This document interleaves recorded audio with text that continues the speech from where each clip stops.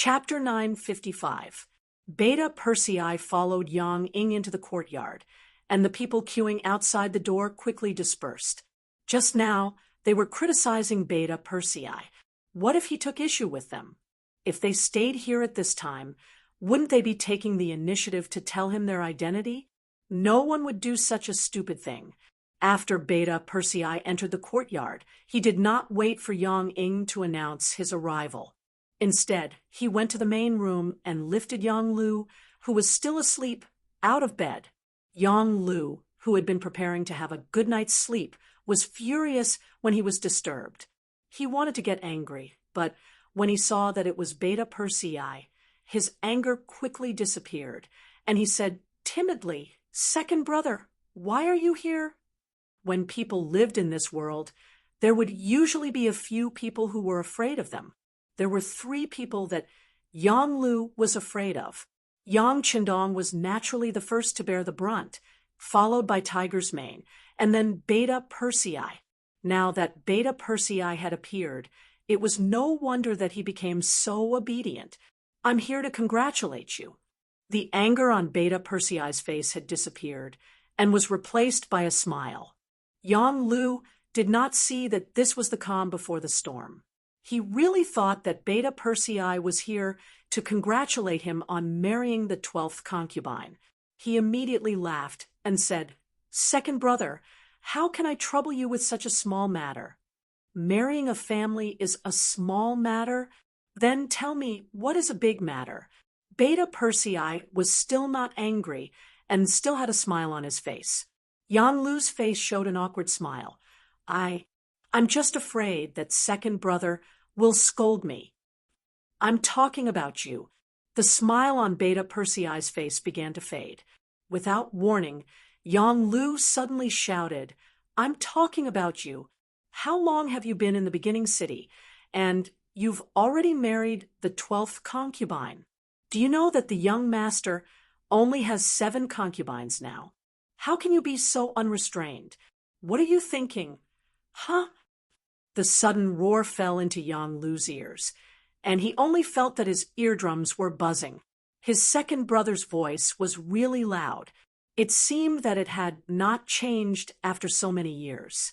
But Beta Persei was the second brother. Without Yang Lu, he was the eldest brother. He had to admit his mistake. He could only lower his head and pretend to admit his mistake. "Second brother, thank you for your reminder. I promise that such a thing will not happen in the future." Yang Lu bowed his head and admitted his mistake, making Beta Persei feel like he had not found his opponent yet. Thinking that they had been brothers for so many years and that Yang Lu was now the head of the logistics division, Beta Persei sighed. "Sixth brother, it's not that I have to be angry with you. If you really like this kind of thing, you can just find some in private. Why do you have to marry all of them? You even made such a big fuss and invited so many people to congratulate you. Don't you think you're looking for trouble? Also, who are those people outside the courtyard? I think most of them are businessmen. Did you use your private power to sell some of the logistics division's things?" "No, how is that possible?" Yang Lu jumped up. "Second brother, you're the first logistics division head. You should know that some things are likely to be discarded if they're left for too long. Young master also said that we have to learn how to make use of trash. That's why I had no choice but to sell them. But these things are all recorded and can be checked. The money will eventually be sent to the higher-ups. Every income has Castellan Yumion's signature. How could I do anything? At most what?" Beta Persei asked nervously. "At most, I'll sell more to whoever is closer to me. But the price will still be the same. We won't lose out." Yang Lu looked like he was making a solemn vow. Yang Air had been a logistics division commander before, and he was the first logistics division commander, so he naturally knew how much power this position had. Not only did he have the authority to manage the captives and spoils of war, but he also had to take care of some of the goods that were transported from Crimson City and other places. And with such a position, it was inevitable that there would be people trying to curry favor with him. This could also explain why there were so many people waiting outside the courtyard to meet Yang Lu. As for favors, it was even more unavoidable. In order to survive in this world, it was unavoidable to have friends. Since the price was the same, it was normal to give more things to friends. At least, it was reasonable. With their current position and status, it really wasn't a big deal. Yes, it's best if everything is as you said. Actually, sixth brother, I'm not here to condemn you this time. I just want to remind you, you have to know that it wasn't easy for us to follow the young master to this day. As long as we don't take the wrong path, there won't be a problem for us to live an extravagant life. And we have to know how to cherish it. Beta Persei said earnestly. He really had feelings for Yang Lu and didn't want him to make a big mistake because of this. Second brother, don't worry. I know what I'm doing. Yang Lu kept nodding and promising, but there was some hesitation in his eyes. It seemed like he wanted to say something, but he couldn't say it. Yang Lu was willing to admit his mistake. Not long after, Beta Persei left. In his opinion, this wasn't a big deal at all. Even if sixth brother was a little greedy, as long as it wasn't too much with his identity as a servant of the Yang family, it wasn't a big deal. Perhaps Beta Persei was being emotional, or perhaps he was by Yang Chendong's side every day, so there were few things that could make things difficult for him. In short, he didn't take this matter seriously. However, just 3 days later, another batch of military supplies from Liaodu arrived in the first city, and there was a middle-aged man in civilian clothes escorting them. Beside the middle-aged man, there had been 4 well-trained men. If one looked carefully, they would find that their footsteps were uniform, and their movements were full of the aura of a soldier. In fact, they were indeed soldiers, but they didn't belong to the Cold Front series. Instead, they belonged to the Action Bureau of the Anti-Corruption Department. The middle-aged man, who was protected by the 4 of them, had a great background. His surname was Wu Wei. Wu Wei's name was naturally not famous in the first city, but if it was mentioned in Crimson City, there would be very few people who didn't know about it.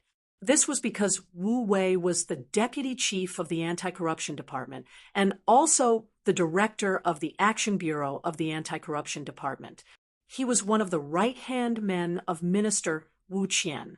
It was obviously not an ordinary case that alarmed Wu Wei, the deputy chief, to come to the first city.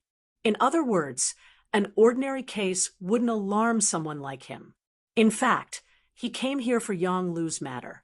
The Anti-Corruption Department of Crimson City and the Supervision Department had already received many letters of complaint from the Anti-Corruption Branch and the Supervision Department.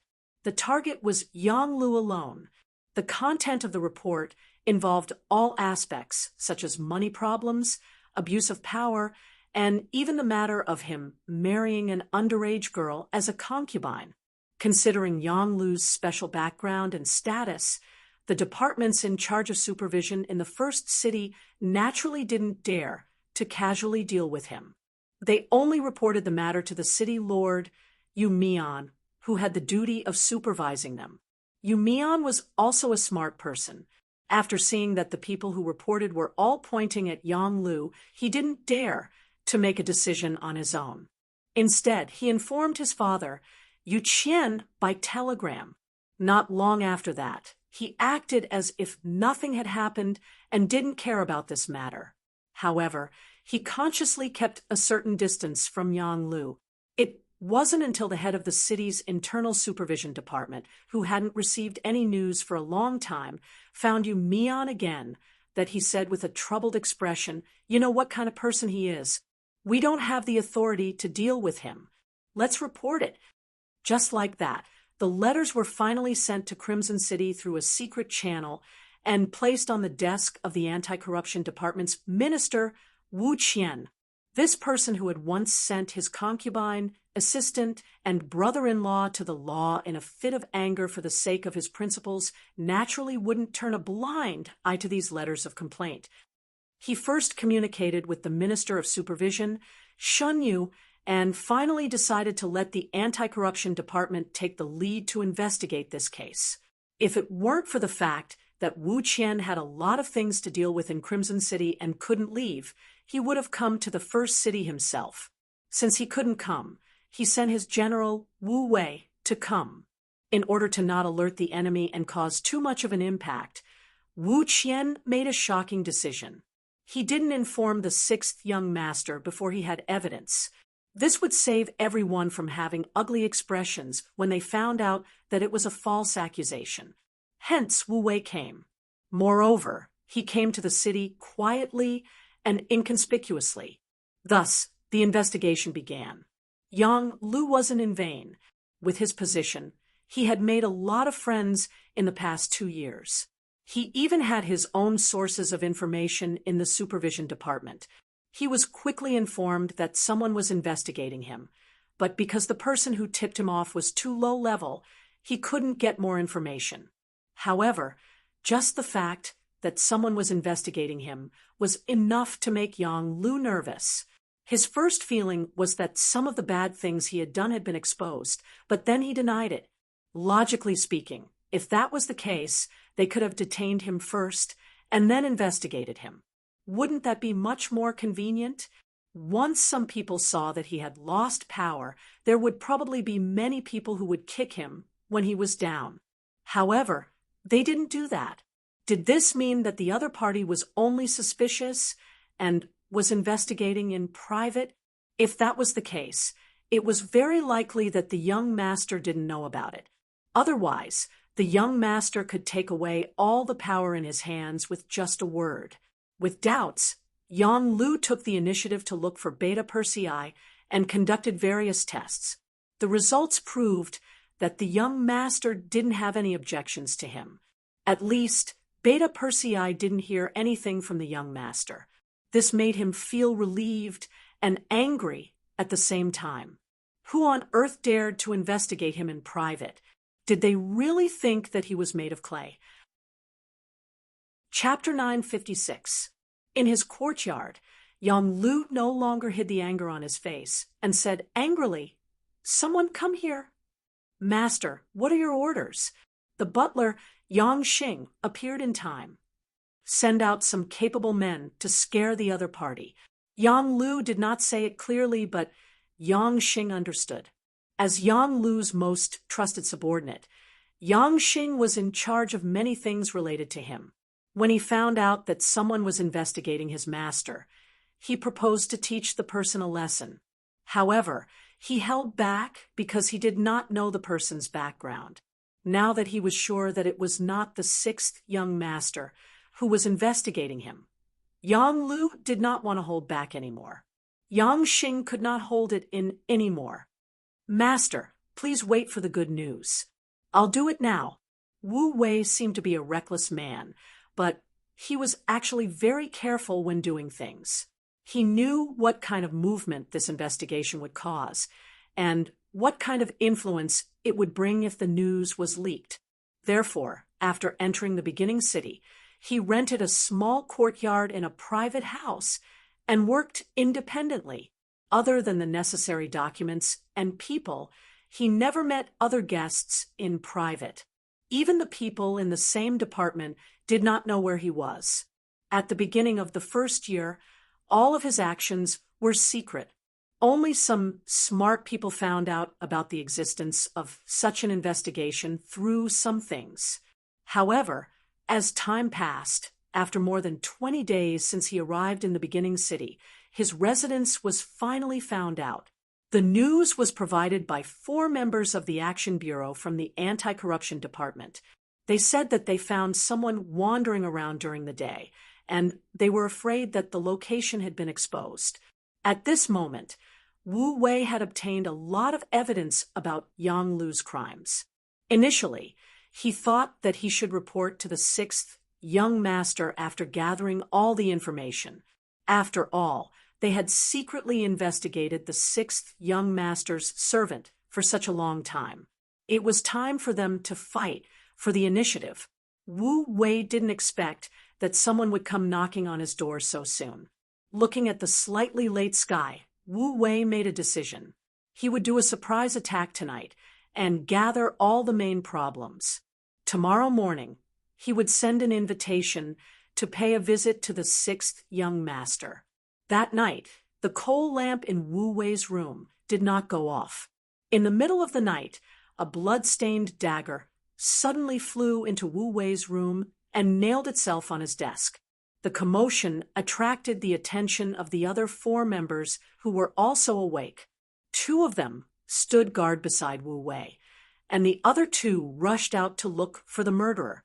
In the room, Wu Wei looked at the sharp dagger that was about a foot away from him. His expression became complicated. "Chief, are you all right?" The 2 operatives from Crimson City were extremely nervous. Although Wu Wei was also the vice director of the anti-corruption department, in the eyes of the people in the operations bureau, they preferred to call him director. "It's fine. They don't intend to take my life." Wu Wei shook his head. He had once participated in Lung Feng's assessment and passed with his skills. It was a pity that he was too old and was eventually rejected. That was how he got the chance to work in the Ministry of Supervision. Later on, when Chief Wu Qian set up the anti-corruption department, he took a fancy to him and was entrusted with an important task. That was how he got his current position. It was precisely because his position was high enough that he was able to perceive more things when looking at things. He knew that it would not be easy to investigate Yang Lu, a servant of the Yang family. In the worst-case scenario, his life would be in danger. Now, it seemed that everything had come true. "All right, you guys go and have a good rest. If nothing goes wrong, no one will come tonight. We can have a good night's sleep and go see the sixth young master tomorrow," Wu Wei said in a normal voice. When the 2 members heard that they were going to see the god in their hearts, the sixth young master, they were extremely excited.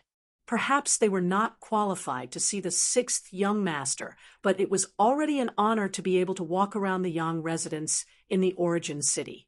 Sure enough, as Wu Wei said, the night passed peacefully. The next morning, after the 5 of them had breakfast, they went straight to the Holy Land Yang residence in the origin city with the invitation card. Ever since Tua Ye married Yang Qindong, this place had become the residence of the Heavenly Khan. On the surface, the gatehouse was bigger and wider than before. The number of guards guarding the door had also reached 30. People, a platoon of troops. Once anyone trespassed without orders and permission, according to the rules, they had the right to shoot and would not be punished. When Wu Wei and the others arrived, they saw this scene. Wu Wei took the initiative to hand over his invitation card, and then the guard took it and reported to the inside. Yang Qindong had woken up early. After training, he had already had breakfast with Luan Xiaoyu. At this time, he was enjoying the cool summer morning in the small courtyard. At this time, the captain of the 1st Guard Brigade, Qiu Vi, appeared and respectfully handed over Wu Wei's invitation card. "Wu Wei." When Yang Qindong saw the name and official position written on the card, he could not help but be stunned. Luan Xiaoyu, who was peeling oranges for Yang Qindong, had a puzzled look on her face. "Who? Is it Wu Wei, the vice minister of the anti-corruption department and the director of the Action Bureau? Why did Big Brother summon him?" Compared to Yang Qindong, Luan Xiaoyu was obviously more familiar with some of the high-level figures in Crimson City. Hearing that she reported the position based on a person's name, Yang Qindong said with a wry smile, "I didn't summon him. I'm afraid he has other important matters to attend to. In that case, please." Although he did not know why he did not receive a report in advance when a high-ranking official like Wu Wei appeared in the beginning city, since he was here, it should be an important matter to report. After getting permission, Wu Wei came to a courtyard after 7 or 8 turns and finally saw Yang Qindong, who had been rumored in Crimson City. At this time, Wan Xiaoyu had already entered the house. As a woman, she knew very well when to appear and when to disappear. It was Yang Qindong's first time seeing Wu Wei. After all, when he left Crimson City, this person's identity was not enough to attract his attention. "Your Vice Minister Wu?" "Yes, 6th young master. I'm Wu Wei. This time, I was ordered by the minister to come to the beginning city to investigate something." Wu Wei immediately admitted. "Investigate something?" Yang Qindong pondered the deeper meaning of this sentence. "Yes." Wu Wei nodded in response. "It seems that since Vice Minister Wu took the initiative to appear, there should be a conclusion to the investigation." Yang Qindong leaned back on the chair. No matter what the other party was investigating or what thoughts he had, since he appeared in front of him, it meant that there was a conclusion to the matter. He wanted to see what the anti-corruption department did in the beginning city without notifying him. He did not answer immediately. Instead, he took out a bloody dagger from his bag. Qiu Vi, who was beside him, saw this scene and shouted angrily, "Put the dagger down. What are you trying to do?" "Hey, Qiu Vi, don't be so agitated. Vice Minister Wu won't hurt me." Yang Qindong did not have any intention of moving. He just watched everything calmly. Since Wu Wei had exposed his identity first, he was not here to assassinate him. Wu Wei only remembered the identity of the person in front of him when he was yelled at. Immediately he said awkwardly, "6th young master, I'm really sorry. I forgot the rules." "It's okay. You can continue." Yang Qindong stretched out his hand and made a gesture of invitation. He continued to look at him. Wu Wei was deeply impressed by Yang Qindong's calmness.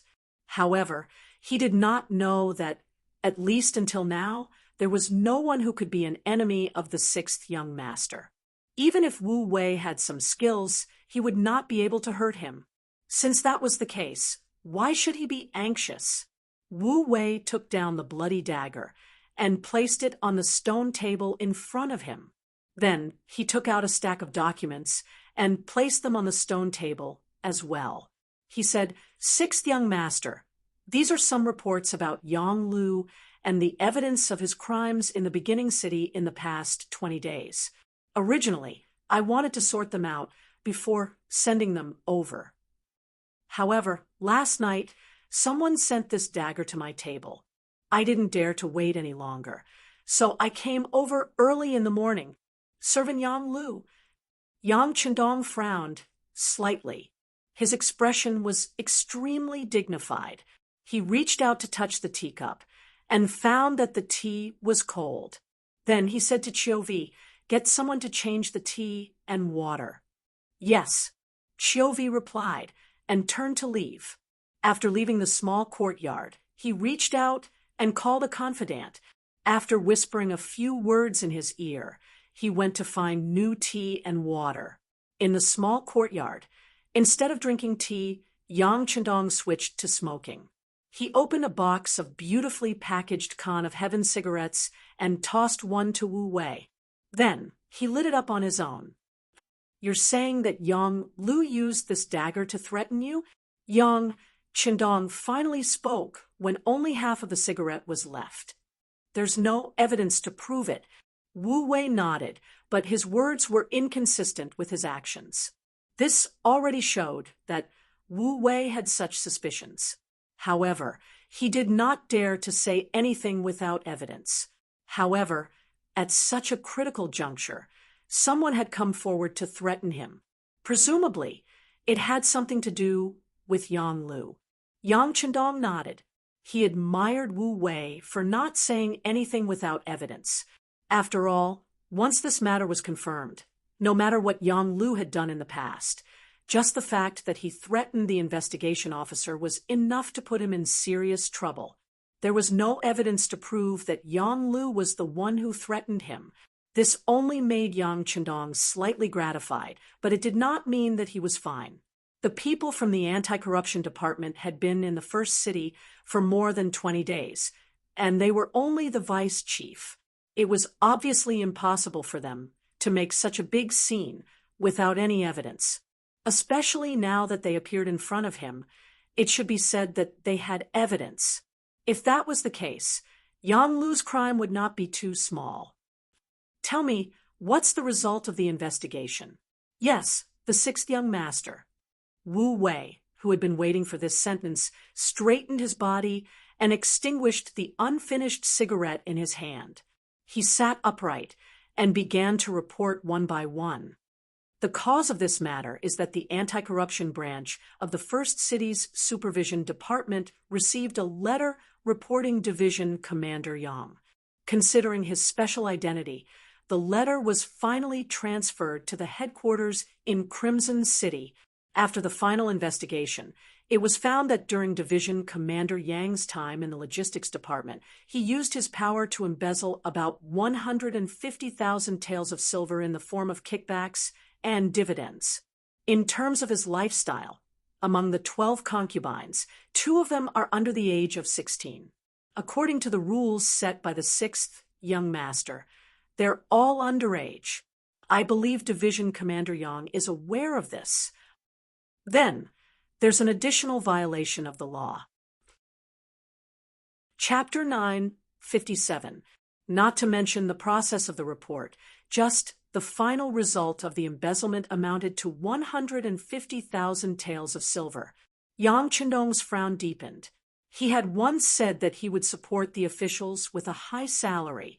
If one wanted to make money, then don't be an official. If one wanted to be an official, then don't think about making money. Otherwise, once the embezzlement reached 10,000 taels of silver, he would be beheaded without mercy. Looking at it this way, Yang Lu had already been beheaded 15 times. This made him feel disappointed and gave him a headache. As for the matter of marrying 12 concubines, there were girls who were not even 16 years old. It could only be regarded as a matter of style. In that era, it was relatively not worth mentioning. Yang Lu's residence. Beta Persei's sudden rush startled Yang Lu, who had just woken up. He instinctively thought that his threatening actions last night had been exposed. He knew very well that threatening an officer was a serious crime. No matter how scared he was, Yang Lu still pretended to be magnanimous and smiled. "Second brother, why are you here so early? Have you had breakfast? Let's go together." "Eat. You still know how to eat at this time? Don't you know what you've done?" Beta Persei snatched the chopsticks from Yang Lu's hand and shouted angrily. Yang Lu's heart trembled when he thought that his threatening of the officer had been exposed. However, he still pretended to be unafraid and said, "What did I do? I didn't do anything." "Are you still going to pretend like this at this time? Old 6, are you not going to cry until you see the hard way? To tell you the truth, the people investigating you have already gone to the young master. Do they dare to do this without evidence? I'm afraid it won't be long before they show up here. At that time, it will be too late for you to say or do anything." Yang Er saw that Yang Lu was still acting like a dead pig that wasn't afraid of boiling water. He couldn't help but angrily say, after Beta Persei revealed some information in his words, Yang Lu was no longer as calm as before. He finally panicked and asked, "Second brother, you said that someone is investigating me. Who is it?" Wu Wei, Vice Minister of the Anti-Corruption Headquarters and Director of the Operations Bureau, Beta Persei told Yang Lu the answer given by Chiovi, someone from Crimson City. Beta Persei's expression changed again. He originally thought that some of the officials in the origin city did not like him. He knew that the city lord, Yumian, had a bad temper. He had tried to sound him out several times and wanted to pull him into the group, but he was rejected. Thus, he wanted to ruin things. However, he did not expect that it would be someone from Crimson City. If that was the case, he would be in deep trouble. She remembered that the young master had said that he would give the people who worked for him a good life, but it was best that they did not touch a single silver coin. Otherwise, they would be stretching their hands indiscriminately. Those who stretched their hands indiscriminately would have to pay the price. If the amount of corruption exceeded 10,000 taels of silver, they would be beheaded. The cold sweat on her head could not help but flow down again. The so-called corruption limit of 10,000 taels of silver depended on where and who it was. Perhaps in the current southern Ming dynasty, this number was not small. Even if one did not have a certain official position, they would not be able to embezzle this amount of silver. However, for Yang Xie, this was really nothing, especially when placed in front of a logistics division commander like him. It was truly top-notch. Just a little bit of it would exceed this number. Furthermore, he had also forcefully suppressed himself and only managed to obtain a few 100,000 taels of silver while holding back. However, greed was like a poison. Once infected, it was very difficult to resist. Now, was it finally time for retribution? Even the young master knew that this matter would not be small. In front of the young master, who had a great dream to realize anyone who wanted to block his path would not have a good ending, his expression changed. Everything that had happened seemed to be in his mind. Yang Lu suddenly grabbed Beta Persei's arm and said, second brother, this must be a misunderstanding. Someone is framing me. Second brother also knows about those people from Crimson City. They think that they have contributed greatly and do not put us in their eyes. This time, someone must want to deal with us and found an excuse to attack us, the people around the young master. Then, they will attack the credibility of the young master in everyone's hearts and then wait for an opportunity to replace him. We cannot let their scheme succeed. Beta Persei was originally very angry, but when he heard these words, his expression changed. Perhaps it was because the few Yang family retainers had stayed in Crimson City for too short a time. Only Yang Wu remained there, and his attention was focused on the royal palace. Thus, they did not get along well with some of the officials in Crimson City, and there was even a faint sense of competition between them. Could it be that these people really did it? On the surface, they were dealing with them, but in reality, they were attacking the reputation and influence of the young master. Beta Persei suddenly stopped talking. Yang Lu knew that he had reached the key point. He immediately continued. Second brother, in short, no matter what happens, we brothers must be of one mind. Otherwise, if they attacked me today, they will attack the other brothers in the future.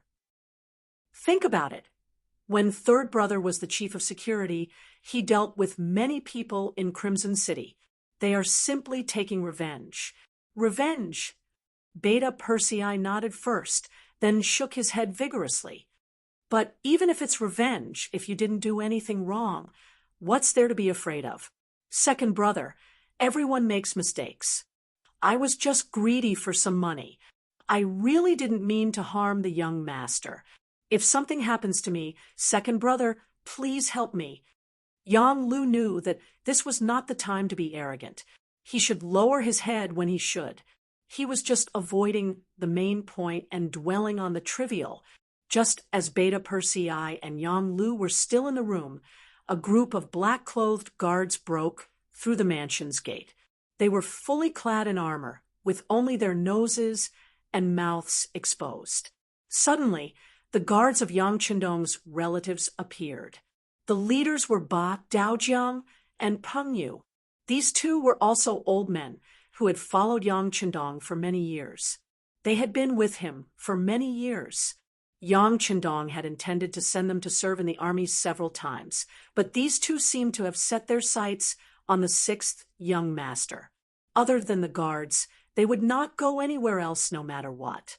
Therefore, each of them only had the rank of major, but because of this, They were more trusted by Yang Qindong. Many important things would be done by them. The two of them came here, this time under orders to bring Yang Lu back as Yang Qindong's servant, and also the head of the logistics division. Yang Lu could be said to have a lot of power in his hands. If he really wanted to do something, even the current city lord, Yu Mian, had no right to ask or interfere. His mansion had always been regarded as the safest place. However, today someone had barged in. Butler Yang Ing immediately rushed out with more than a dozen guards, looking like he was going to punish them. Butler, they seemed to be from the Aries guards. A guard who was about to rush forward saw the identity of the intruder and immediately stopped in his tracks. When the other guards heard this, they carefully identified the intruder and came to the same conclusion, so they all stood still. That's right, sixth brother Yang usually treated them well, but if they were to become enemies with the battle god because of this, they would never do that. Everyone in the first city knew that without the Aries guards, they would not have everything they had now. As Yang Lu's trusted butler, Yang Ing knew very well about Yang Lu's matters. He knew that once this matter was discovered, he would not be able to escape death. Therefore, he usually treated these guards well, so that when such a day came, they would be able to use their strength to at least kill a path of blood to save sixth brother Yang. In fact, this worry was not without reason.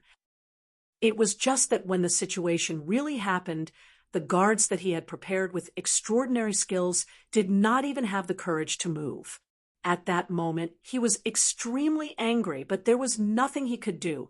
No one stopped the guards from entering the courtyard and quickly found Yang Lu's room. When they saw that Beta Persei was also in the room, Ba Daojiang and Panyu looked at each other and took 2 steps forward together.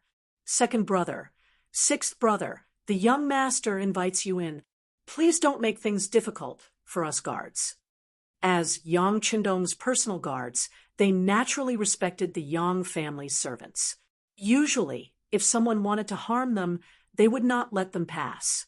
But now, the order was personally given by the 6th young master, so everything was different. Second brother, seeing that the young master's personal guards had appeared, Yang Lu's eyes revealed a hint of longing and pleading as he looked at Beta Persei. Faced with Yang Lu's pleading eyes, Beta Persei gently shook his head. He would not disobey the young master's orders no matter what. He took the initiative to step aside and said with red eyes, "Sixth brother, don't worry. Second brother will plead for you. When the time comes, just say whatever you want to say. Don't hide anything. You know, the young master, he hates it when people lie to him." Second brother, Yang Lu knelt on the ground. He was afraid that he would not be able to come back this time. Before he fell into the young master's hands, as long as Beta Persei gave the order to let him escape, the personal guards would not stop him. This might be his only chance. Okay, don't beg me. Reflect on yourself and perform well. Take him away.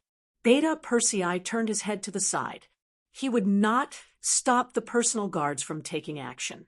He did not have the authority and courage to do so. Sorry for offending sixth brother. Ba Daojiang and Panyu stepped forward and supported Yang Lu, who could not stand up due to fear, on his left and right. Then they turned around and left.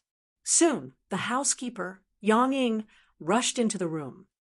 Second brother, you must save our master. I know. Yang Er nodded with sorrow in his eyes. Although Yang Lu hadn't admitted to some things, he could already see that his brother had caused quite a lot of trouble this time. If they didn't try their best to plead for leniency, it would really be difficult for them to get through this ordeal. Chapter 958. In the courtyard of the Yang mansion, Wu Wei sat opposite Yang Qindong. He watched as the god master smoked half a box of cigarettes in a short time. He even saw the anxiety and anger in the god master's eyes. Judging others by one's own standards, The most trusted servant around him turned out to be a big pest during the anti-corruption campaign. Presumably, no one would be able to stand it. After an unknown period of time, Yang Chendong put out the cigarette that had just been lit in his hand. He looked at Wu Wei and said, "I already know about this matter. I will give you a satisfactory answer. You can go and rest first." "Yes, sixth young master." Wu Wei was a very bold person, but sometimes he was also very rash. Otherwise, he would not have been appointed and reinstated by Wu Qian. But no matter how bold or rash he still had to look at who he was facing. Yang Chendong did not intend to suppress this matter. Instead, he decided to deal with it. This already satisfied Wu Wei. Wu Wei finally left, leaving Yang Chendong sitting alone at the stone table. He did not get up for a long time until Wan Xiaoyu appeared and handed him a cup of hot tea with a concerned expression.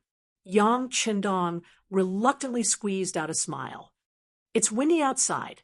Let's go inside." Wan Xiaoyu accompanied Yang Chendong to the room in the inner courtyard, leaving his slightly lonely back. Yang Lu had been captured and locked up in a very secret place. Perhaps it was because of his special identity, but even Yang Er did not know where he was locked up. It was the captain of the second guard team, Dao Xiao, who was in charge of looking after him. He had received orders that unless Yang Chendong personally gave the order, no one was allowed to see him, let alone have any contact with him. Beta Persei knew that things were going to be bad. He immediately went to find Tiger's mane. He knew that the person closest to his servants was their tiger head. 3 days later, Yang Si, who was supervising the construction of North Desert City, changed several fast horses and rushed over regardless of day or night. After the three brothers met, they went to Yang Chendong's residence to plead with Yang Lu. In the same small courtyard, Yang Chendong and Wan Xiaoyu sat together. Other than Tiger's mane, Beta Persei, and Yang Si, there was no one else present. "Young master, I wonder how serious Sixth Brother's crime is." After Tiger's mane became the commander of an army, his personality had become much more mature than before. When he opened his mouth, he went straight to the core of the problem. "It's all here. Take a look for yourselves." Yang Chendong's expression did not change at all, as if he was talking about a very ordinary thing. He pointed to the documents on the stone table that were half the height of a person. After the three of them received permission, they all stretched out their hands and looked at the crimes that Wu Wei had committed. When they saw that Yang Lu had used his position and power to obtain at least 150,000 taels of silver for himself, and at the same time he had married 12 women, 2 of whom were under the age of 16. Even though the 3 of them had prepared themselves for this, their faces were now filled with anger. Based on the things that Yang Lu had done, even if he was beheaded 10 times, it would not be wrong. But could they really behead him? After all, they were brothers. When Yang Xie was still very weak, they were the ones who worked together every day by the young master's side, waiting for orders. Now that someone was in trouble, they should stand up and help each other. After the 3 of them finished looking at the documents, they knew that they could not plead for mercy. The 3 of them did the same action at the same time, and that was to kneel on the ground. Their knees were close to the ground, and their chests were straight as they knelt in front of Yang Chendong. As if he already knew that the 3 of them would do this, Yang Chendong did not even blink his eyes. On the other hand, Wan Xiaoyu, who was at the side, was shocked. She wanted to stand up and say something, but she was Yang Chendong's wife. At this time, it was not appropriate for her to say anything. The weather at the beginning of May was already very warm. After 9 o'clock in the morning, it started to get hot. When the sun shone, Yang Chendong had already brought Luan Xiaoyu back to the house. The 3 people in the courtyard did not move at all. They let the sun shine on their bodies, and then they were sweating profusely. Time passed little by little, from morning until the moon came out at night. The three of them were still kneeling there, without moving. Yang Chendong did not walk over to say a word. Some of the personal guards who were going in and out to do things also ignored them. It was as if they were not 3 people, but 3 blocks of wood or stone pillars. It was already late at night. Luan Xiaoyu, who was lying beside Yang Chendong, finally could not help but say, "Big brother, are we just going to let them kneel like this? I heard that Yang Lu used to guard the Yang family manor in Ming's capital for more than 2 years. Did Beta Persei look for you, or did Tiger's Mane tell you in advance?"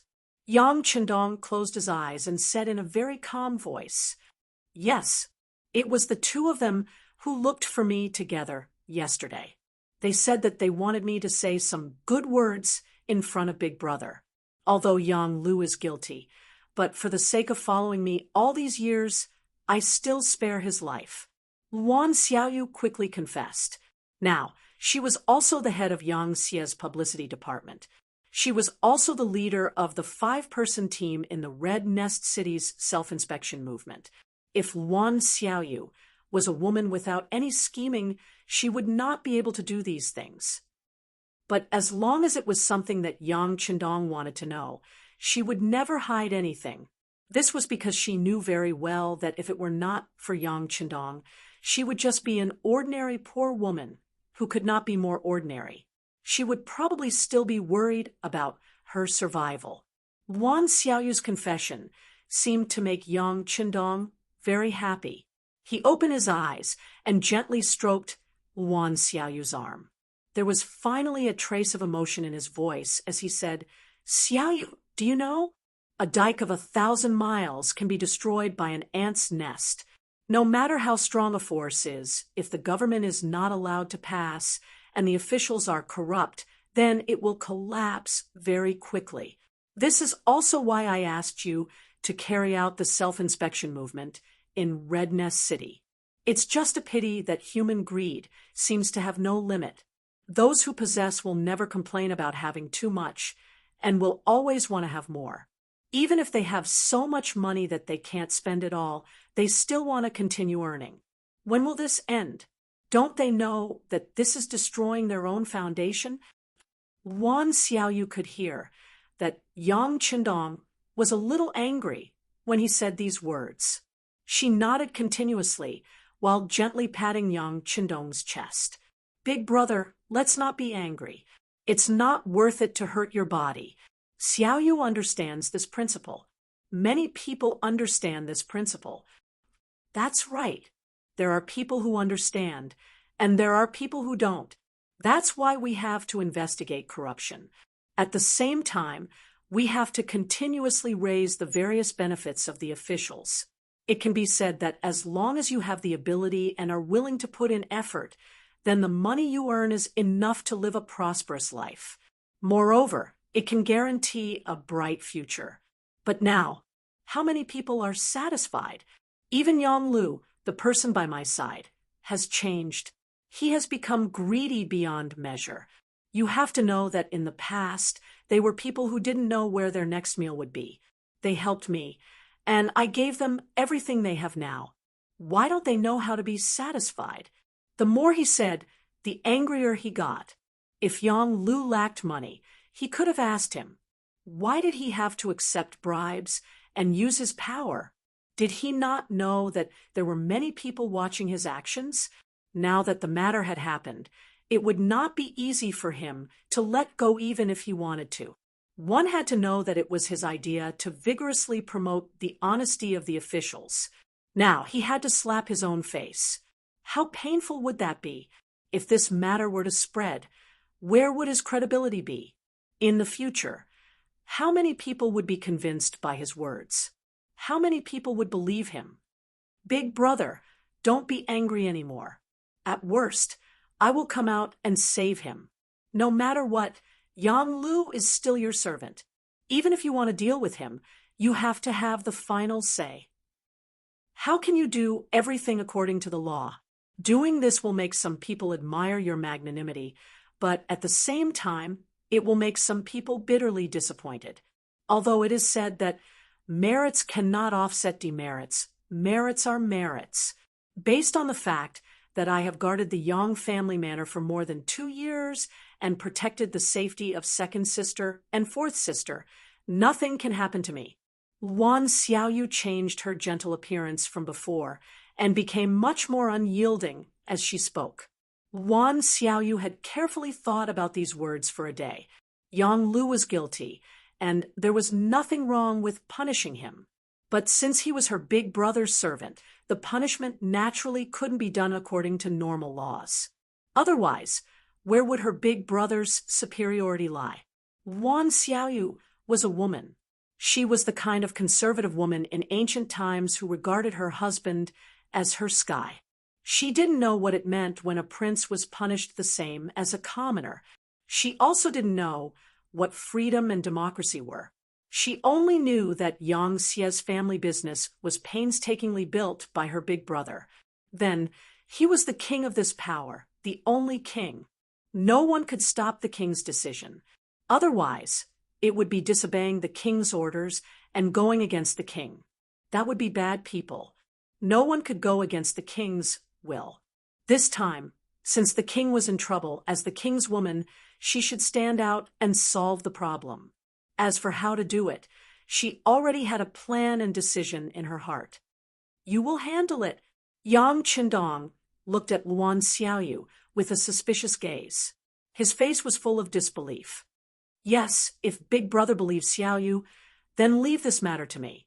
Yes, I plan to solve it like this. As she spoke, she put her small mouth next to Yang Qindong's ear and whispered a few words. Yang Qindong's gloomy expression finally returned to normal. His face also showed a trace of relaxation. You came up with this idea. It was Xiaoyu who came up with it, but I don't know if it will work. Xiaoyu didn't dare to claim the credit. Yes, it should work. Hee, didn't you say that Yang Lu is my servant? Of course. I have the final say in how to deal with him. Hee, I suddenly don't feel sleepy anymore. Why don't we do something? After solving the problem in his heart, Yang Qindong seemed to be more cheerful in an instant. When he looked at Wan Xiaoyu, there was an indescribable expression on his face. Chapter 959. Big Brother, what are you going to do? Wan Xiaoyu pretended not to understand anything and asked. However, she soon screamed, followed by giggles and shyness. In the blink of an eye, it was the next morning. Yang Qindong got up and exercised as usual. After breakfast, he came to the courtyard and saw the 3 people who were still kneeling.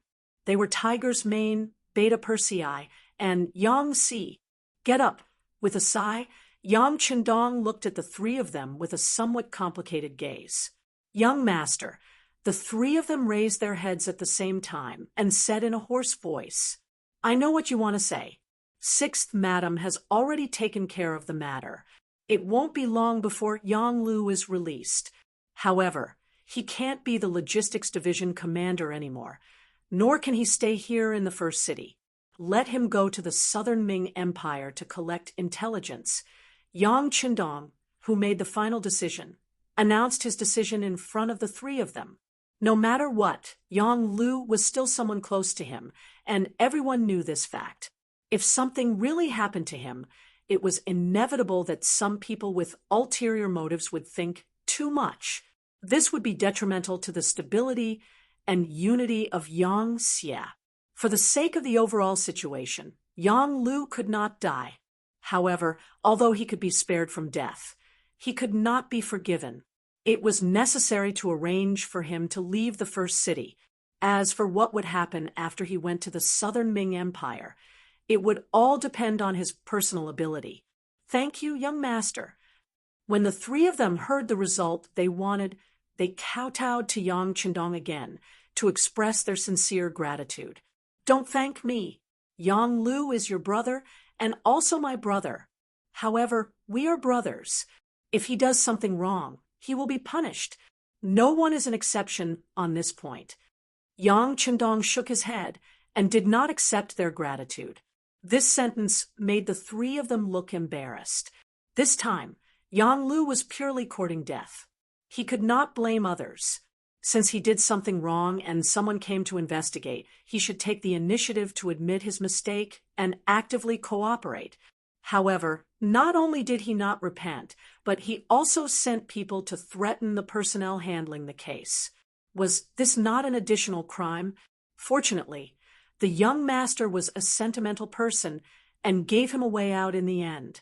As for sending Yang Xie to the southern Ming Empire, the three brothers did not have any objections.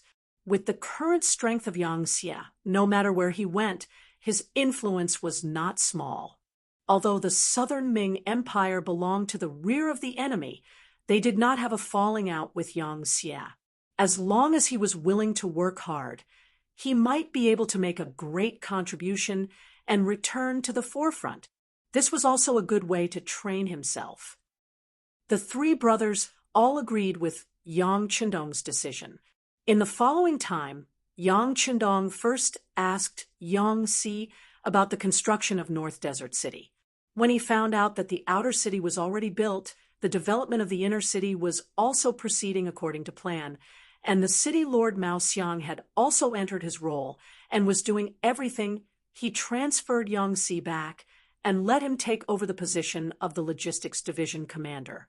Yang Xie, the task of the Logistics Division Commander is very important and involves many things. After you take over this heavy responsibility, you must do it well and strive for a better performance. Let others see that you family retainers are very capable and can also be given heavy responsibilities. Yes, young master, please rest assured. What happened to Yang Lu will definitely not happen to me. I will definitely not embarrass you. Yang Xie vowed solemnly and said from the bottom of his heart at the same time. A Yang family retainer had already died in this position full of benefits. He definitely could not allow the same thing to happen a second time. Okay, I believe you. And Tiger's Man, the training of the new army still needs to be strengthened. I have emphasized more than once that we need elite soldiers, not quantity. As for those who join the army because of connections or because of old age, if they are not suitable, we must be ruthless and replace them. As for the problem of manpower, there is even less to worry about. We can replenish them from the logistics division at any time. In short, the new army must be prepared to go to the front lines at any time and must win. Yes, young master. In fact, we have always been doing this. The logistics division has about 20,000 soldiers on standby. Usually, they work in the fields and carry out military training. Once they need people, they will enthusiastically participate. After all, no army is better than our 5-star army in terms of treatment. There is never a need to worry about their enthusiasm. Tiger's Man nodded heavily. He almost used his head to guarantee that the new army was an army that could be brought out at any time and that could win any battle at any time. Yes, good treatment and high pay are the reasons why these people are willing to join the army. Just look at how the law and order can be stabilized so quickly after we have occupied so many places in the past few years. Are these people willing to be enslaved? Don't they have a sense of belonging to their nation? No, it is because we can bring them a better life. We can bring them the life that they have always wanted. After the country is occupied, their lives are better than before. They can choose to work in the fields to do business and to work in the factories to earn money. They don't need to live like before with no goals and no hope in their lives. This is everything that we have brought to them, and also the reason why they chose us. But do you know that the appearance of a big corruption will change the world's impression of us? Corrupt officials are all sucking blood. Regardless of whether it is the countries or the peoples, it is all ill-gotten wealth. Once there are many such officials, only the people will suffer. Once they can't live anymore, what do you think they will do? They will choose to rebel and kill us. Therefore, the honesty of the officials is very important. They represent not only themselves, but also a force and a powerful country. This time, Yang Chendong said a lot of things in front of the three of them for the first time. It could be said that he was inspired by Yang Lu's matter. After saying this, Yang Chendong seemed to be a little dispirited. He waved his hand and said, "Well, Yang Lu should be released now. As brothers, go and see him and tell him what to do next. By the way, tell him that as long as he is willing to work hard and make achievements, I will see him again one day. If he continues to sink, then let's look at each other in the martial arts world." Yang Chendong made a break between himself and his servant, Yang Lu. On the other side, Wan Xiaoyu went out in the morning and found Wu Wei, who was staying in the guest house of the beginning city. The matter of the servant, Yang Lu, had been investigated. Wu Wei had relieved himself of the heavy responsibility. The next step was to wait for the results. Taking advantage of this time, he walked around the beginning city and checked the anti-corruption branch in the city. Once again, he talked about the importance of anti-corruption in front of his subordinates. When he woke up this morning, he originally wanted to go to the supervision branch in the city. Yesterday, they invited him to give a speech. The supervision and anti-corruption departments seemed to be independent, but they were inextricably linked in many things. He must give them face. However, Luan Xiaoyu came, and all the plans had to be changed. In a bright room in the guest house, Luan Xiaoyu dismissed everyone and met Wu Wei alone. "Vice Minister Wu, please take a seat." Luan Xiaoyu imitated Yang Chendong's appearance. While fiddling with the tea ceremony, she looked at Wu Wei, who entered the room with a smile on her face. "I don't dare. It's good to stand like this," Wu Wei said with some fear and trepidation. Although Luan Xiaoyu was more than enough to be his daughter in terms of age, she was the sixth madam. With this point, there was a difference in seniority. Luan Xiaoyu did not force him. She specially fiddled with the tea ceremony. After a while, cups of new tea were poured out. Then, she took out a cup and pushed it in front of Wu Wei, indicating that he could drink it. In the face of all this, Wu Wei expressed his gratitude and drank the tea in one gulp. However, as soon as the tea entered his mouth, he almost spat it out again. Everything was because of Luan Xiaoyu's next sentence. "Vice Minister Wu, this cup of tea is my apology." He knew that the tea was not good, but he did not expect it to be so bad.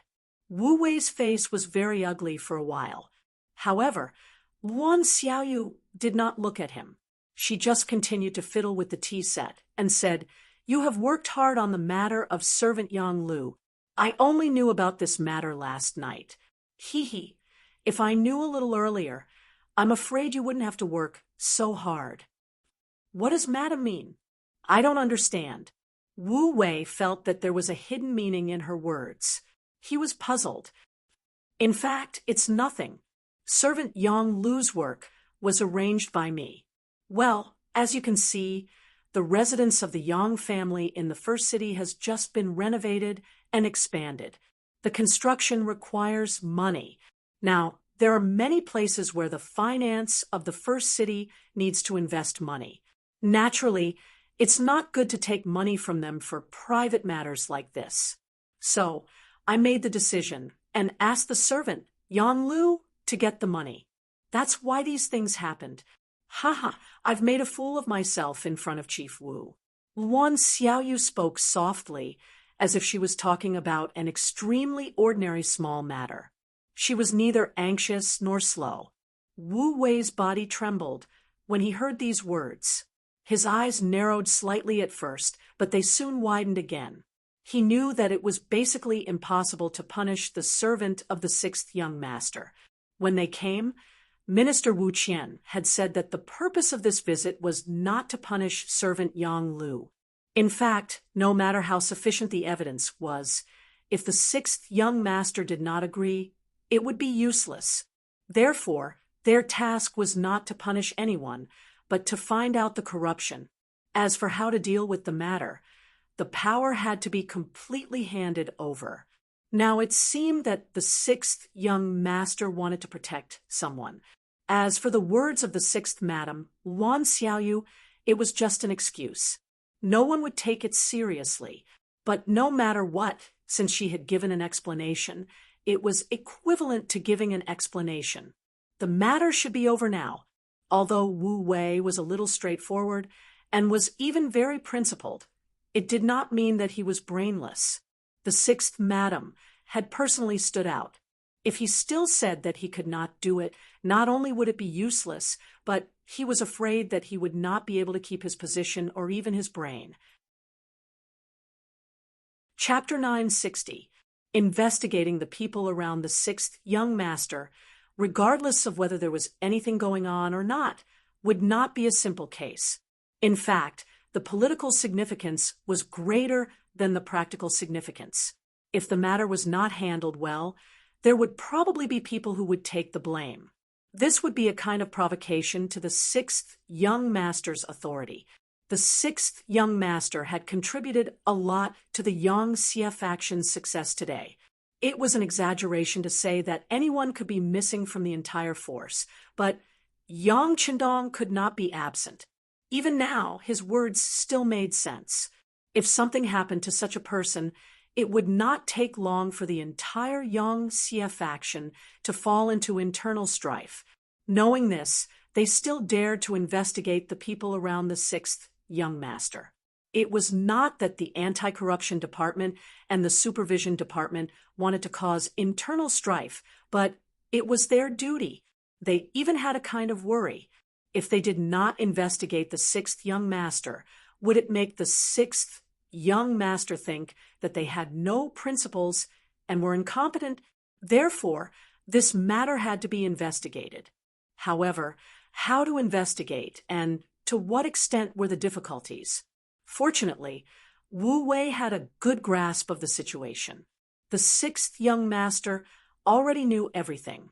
Now that the sixth young mistress had appeared to plead for mercy, a suitable excuse was placed in front of him. Of course, Wu Wei knew what to do. I see. Then I was too nosy. Showing an expression of sudden realization, Wu Wei cooperated with Wan Xiaoyu's acting very well. Wan Xiaoyu also felt relieved when she saw Wu Wei's attitude. The other party's compromise was enough to prove one thing. That was, the anti-corruption department did not have the intention to target Big Brother. They were just doing their job. Even so, what should be praised should be praised. That's right. This time, we've outsmarted ourselves. If I knew this would happen, I would have told the matter in advance. It wouldn't have been so troublesome. Of course, through this matter, it can be seen that the anti-corruption department and the supervision department's performance is very satisfactory. I believe that the sixth young master will also know. Wan Xiaoyu said with a smile. This was tantamount to settling the matter. The matter of the servant Yang Lu ended just like that. Your performance has been praised by the sixth young master. As for what to do next, it was none of other people's business. Wu Wei knew that the conversation had come to an end at this point. He tactfully cupped his fist and said goodbye. Sixth young mistress, this time, I have been out for a long time. I want to leave with the next carriage to report back. Very well. A sincere smile bloomed on Wan Xiaoyu's face once again. She then waved her hand, and Wu Wei retreated out of the door. With the appearance of Wan Xiaoyu, she found a suitable excuse to suppress the matter of the servant Yang Lu. At this time, Yang Lu was also young mistress's and was being reprimanded and educated by the young mistress. Although Yang Lu's life was saved, he had done something wrong. if he couldn't mentally recognize his mistakes? Who knew if he would make the same mistake next time?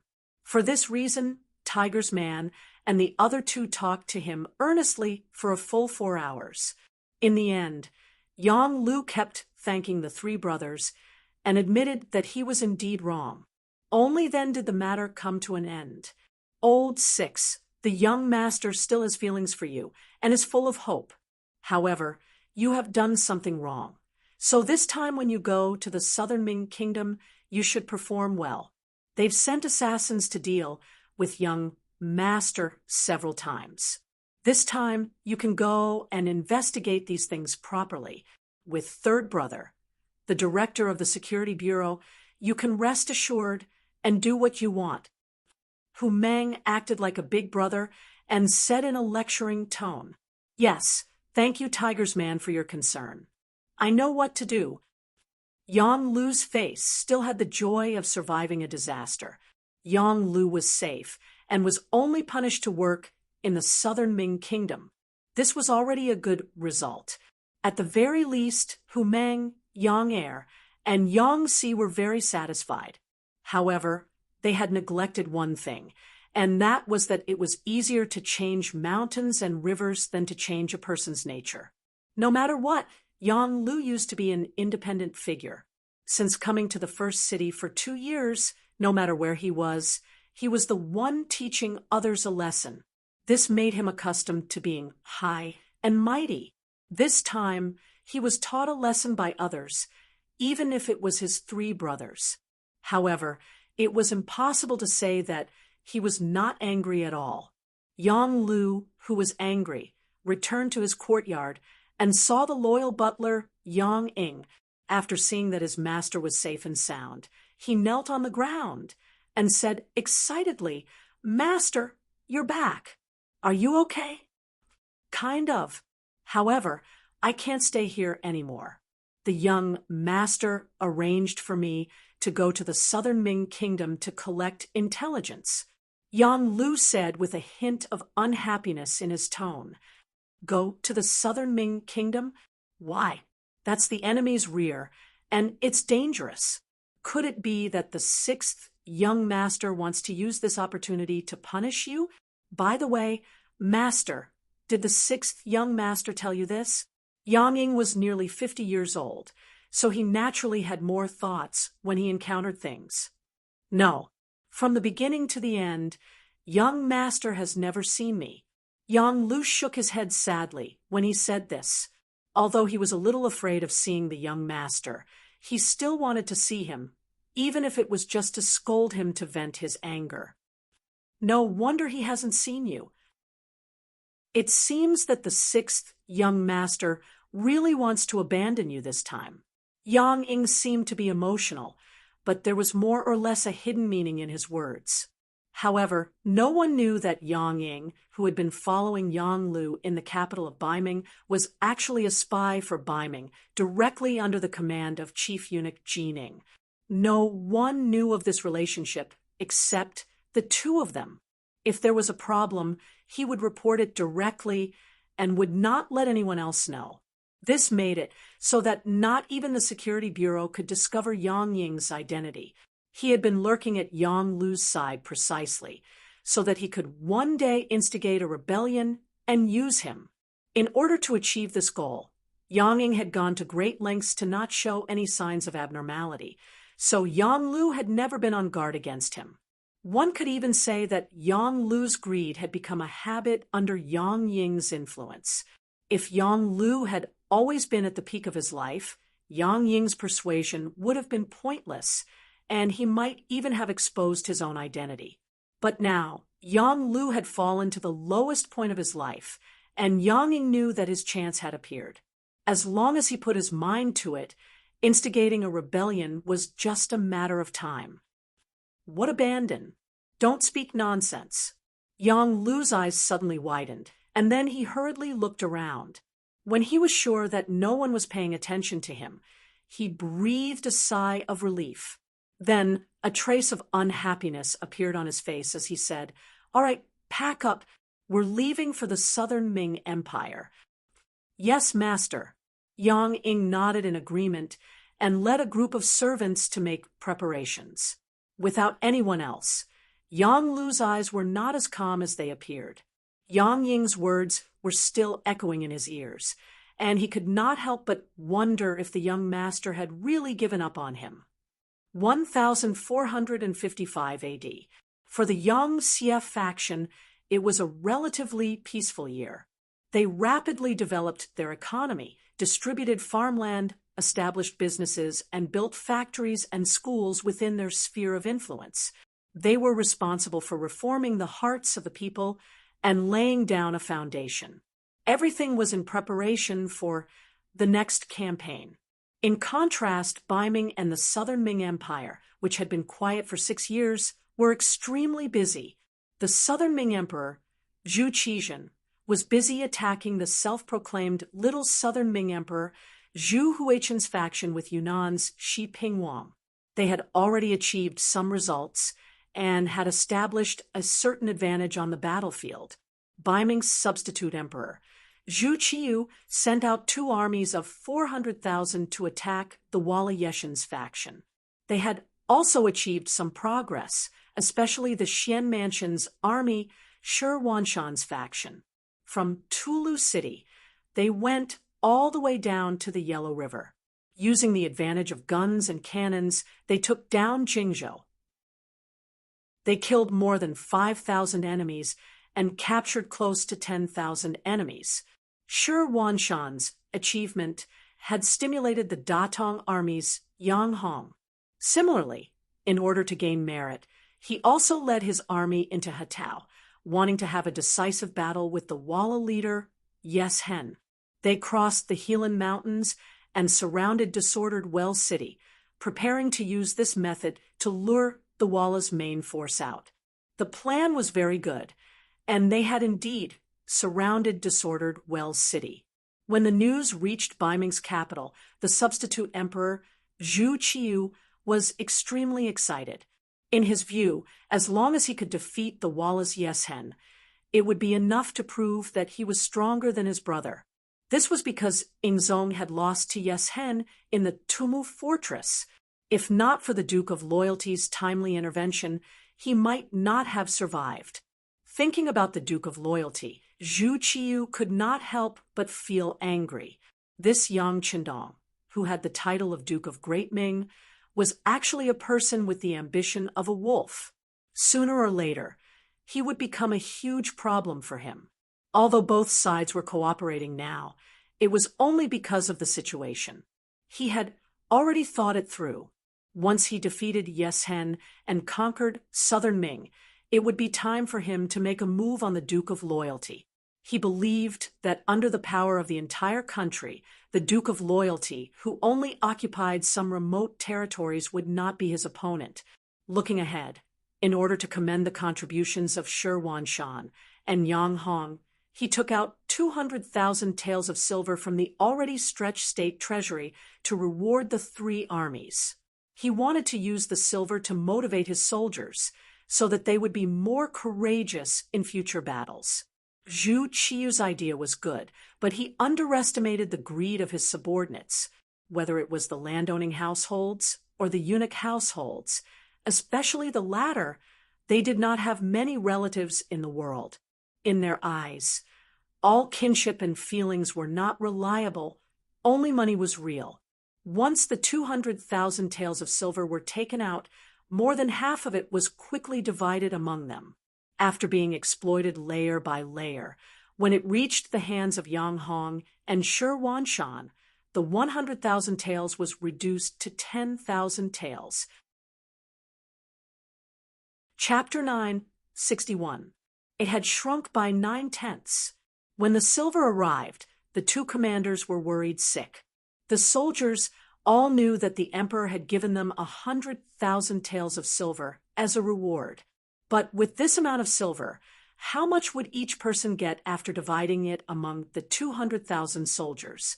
It was better not to divide this amount of money, but if they did not divide it, it would affect the morale of the soldiers. What should they do? When they heard that the silver had already arrived, many generals and soldiers who had made outstanding contributions revealed looks of eagerness. Helpless, the two commanders could only take out 10,000 taels of silver to reward those who had made outstanding contributions. However, many more people did not receive a single tael of silver. This caused many generals and soldiers to begin to complain, and the morale of the army began to fluctuate because of this. It was also at this time that Yeshin's counterattack arrived. First, outside disorderly Well City in the Hatao region, 200,000 cavalry suddenly appeared. The momentum was so great that when the news reached the ears of Yang Hong, he had a face of disbelief. How can this be? Yeshen only has so many soldiers. How can there be so many enemies appearing all of a sudden? This is definitely not possible. The roar was still ringing out in the tent when the scout general who had made the report was already half kneeling on the ground. Commander, it's not only the Walla cavalry that's coming, but also the cavalry of the Ili tribe, present-day Turpan. We've already merged with them. Right now, their vanguard is about to make contact with our vanguard. Commander, please make a decision quickly. When he heard that Ili division had also sent out their troops, Yang Hong fell back into his chair with a putong sound. The situation was completely out of his expectations. Originally, he had many soldiers and generals, but now everything had turned around. He had become the one at a disadvantage. In addition, when they were dividing the silver, many of the soldiers were still dissatisfied. With such morale, how could they fight against the enemy? Retreat to Helan Mountain and wait for reinforcements at Ningxia garrison. Yang Hong knew that time did not wait for anyone. He quickly gave the order. Retreating without meeting the enemy was because they did not have a proper plan. This caused the formation of the 200,000 Ming army to be messed up. Using this opportunity, the Walla and Ili division launched a frenzied attack. The Walla army that was surrounded in disorderly Well City also took the opportunity to kill their way out. Under the pincer attack, the Ming army was defeated. More than 10,000 men died, 40,000 were captured, and many escaped.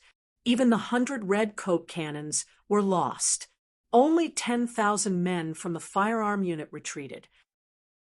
When Yang Hong brought his army back to Ningxia garrison, the 200,000 men only... This tragic situation made Yang Hong feel like vomiting blood. But the situation made him bite the bullet and ask for reinforcements from Ming. Yang Hong in Hatao land was defeated. Yeshen was busy cleaning up the battlefield. While catching the deserters and settling the prisoners, he also ordered General Kansa to lead 30,000 men towards Lang Mountain. He wanted to go through Lang Mountain and Yin Mountain to break the siege of Shajing City. But his real purpose was to attack the Ming Xian Fu army there.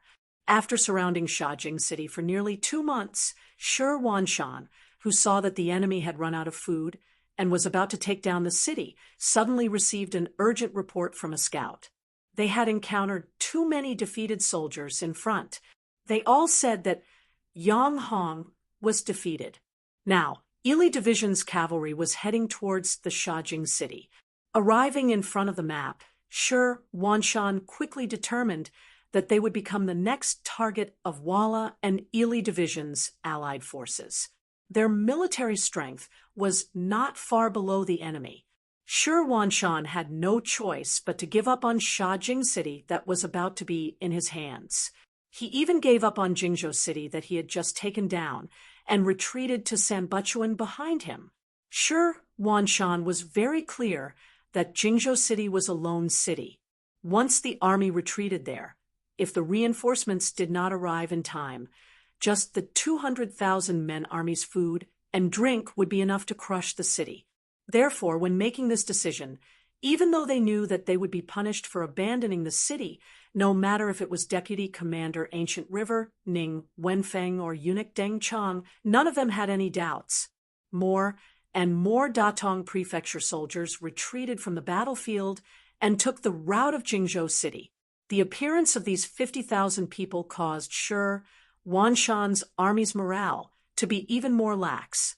Some of the soldiers who did not know the truth actually followed these deserters, causing chaos to appear in the Xian prefecture soldiers who were affected.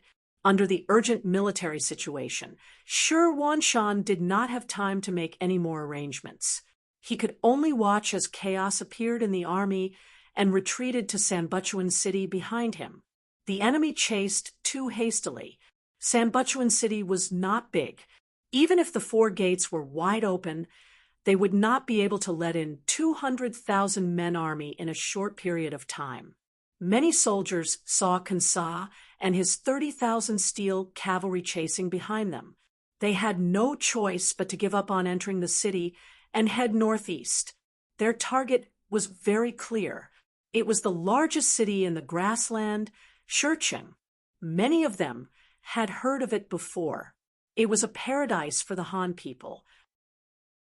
As long as they went there, they could earn a lot of money and protect their own safety.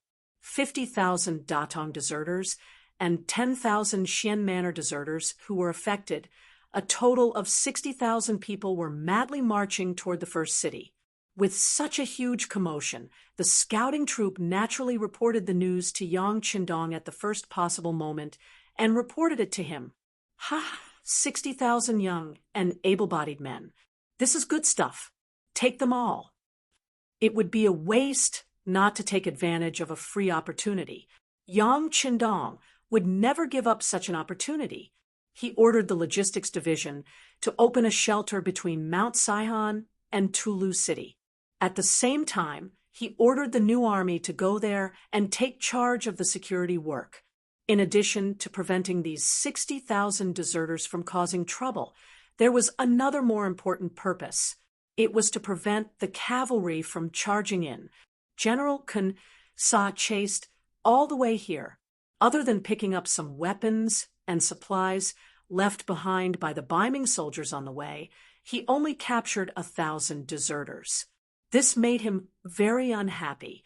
When the army arrived at Sambulakwin, they saw that it was already heavily guarded. After seeing that the city tower was full of Ming soldiers, Kansa, who did not bring any siege weapons, gave up on taking over the city. Instead, he continued to head north. He had his eyes on the 60,000 deserters. If he could intercept all of them and use them for his own purposes, it would be a great victory. Both sides had the same goal. The 5-star army and the Ming forces met on the grassland at the same time. Hundreds of shelters had been built. The Ming soldiers who escaped here could finally put down their worries. One by one, they lined up and entered to register in an orderly manner. They were ready to enter Shurcheng and joined the logistics division.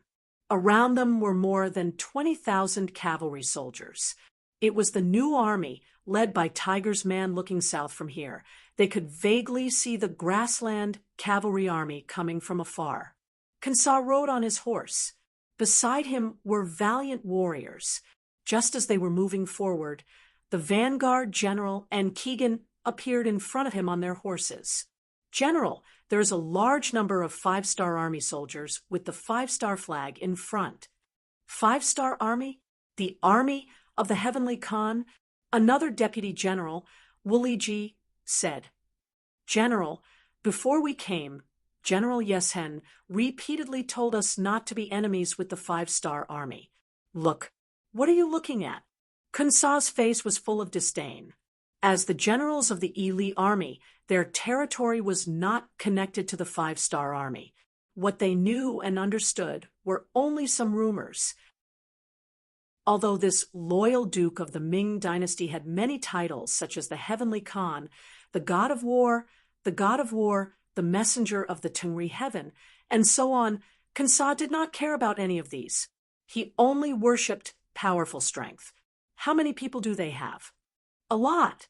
Maybe not as many as we do, but it's not much different, Keegan reported. If they don't have as many as we do, what is there to be afraid of? We chased these 60,000 Ming dynasty soldiers all the way here. We are about to get them. And now you want us to leave? How can there be such a thing in the world? How about this? Keegan, you go and talk to them. We won't make things difficult for them. Don't the Han people have a saying that when we meet, we will share half? Since that's the case, let them give us 30,000 prisoners, and we will withdraw. Negotiate? But what if they don't agree? Keegan did not think that the other party would listen to him at this time. After all, no one would easily agree to take out the fat meat in their mouth. Don't agree?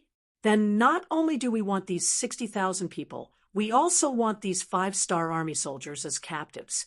We also want to take them to the sure city behind him. I heard that it is the largest city in the grassland. I really want to see it, Kansa said heroically. In the past, the Tatar tribe was suppressed by the great Khan of Tuachuabuhua, so it was difficult for the Ili army to get their hands on this place. However, it was different now. Tuachuabuhua was dead, and the Tatar forces had fallen apart. They also had a relationship with Yeshen. Now, there was no one who could suppress them. What was there to be afraid of? Furthermore, people had always said that the Han people were a bunch of herbivores. They valued Confucianism, which was the principle of being a person. It was said that the high officials in the imperial court were all led by these people. On the other hand, the military officers had a lower status. What was so scary about such a race and power? Perhaps as soon as his cavalry charged, these people would be frightened and flee in all directions, just like those Ming soldiers outside Disorderly Well City. Didn't they flee when they saw them coming? Kunsa treated the 5-star army as the Ming army. This was his biggest mistake. After receiving the order, Keegan turned around and returned to the front of the army. Then he led 50 cavalrymen and went straight to the camp of the new army. 3 miles in front of the camp, they were surrounded by hundreds of cavalrymen of the reconnaissance group. The commander, Ding Shan, rode on a maroon horse and appeared in front of Keegan at a steady pace, blocking the cavalryman's path. Chapter 962. Go, call your Duke of Loyalty out. I have something to ask him. Keegan rode on his horse and did not care about the cavalry that outnumbered him. Just like Kunsa, he did not care about the great Ming dynasty's cavalry. When Ding Shan appeared, he originally wanted to ask the other party what was the matter and why they were here. He didn't think that she would be so arrogant, directly asking to see the 6th young master. She even had such an arrogant look on her face.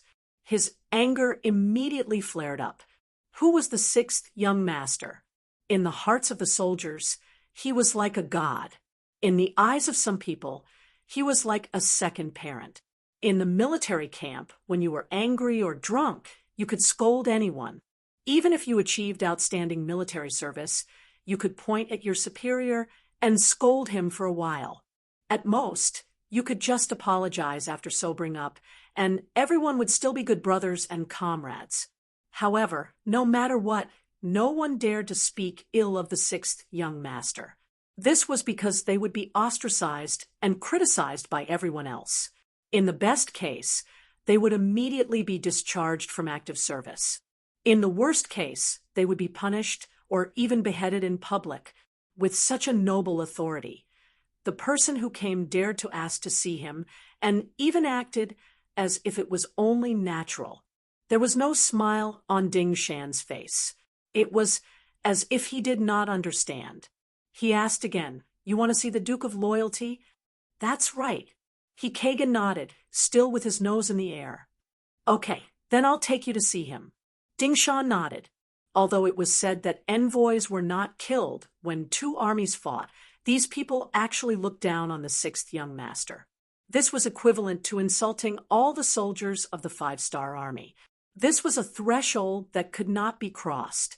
When he heard that Ding Shan would take him to see the Duke of Loyalty, Keegan immediately calmed down.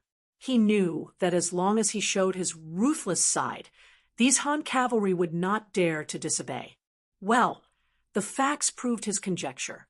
However, he did not know that his guess was not even half correct. Because in the next second, Ding Shan taught him how to be a person. He raised his right hand up high and then brought it down abruptly. "Tie them all up," he said. Even though some of the cavalrymen were prepared to resist, their resistance was futile in the face of the scouts, who outnumbered them by several times. In Yang Xie's army, the strongest was naturally the Lung Feng, followed by the cavalry. The 1st Cavalry Division was even more powerful than the Cold Vanguard.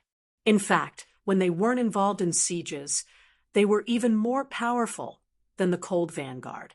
However, there was another force that was also very strong, and that was the reconnaissance force. Being able to become a scout, especially a qualified cavalry scout, meant that they were 1 in 100.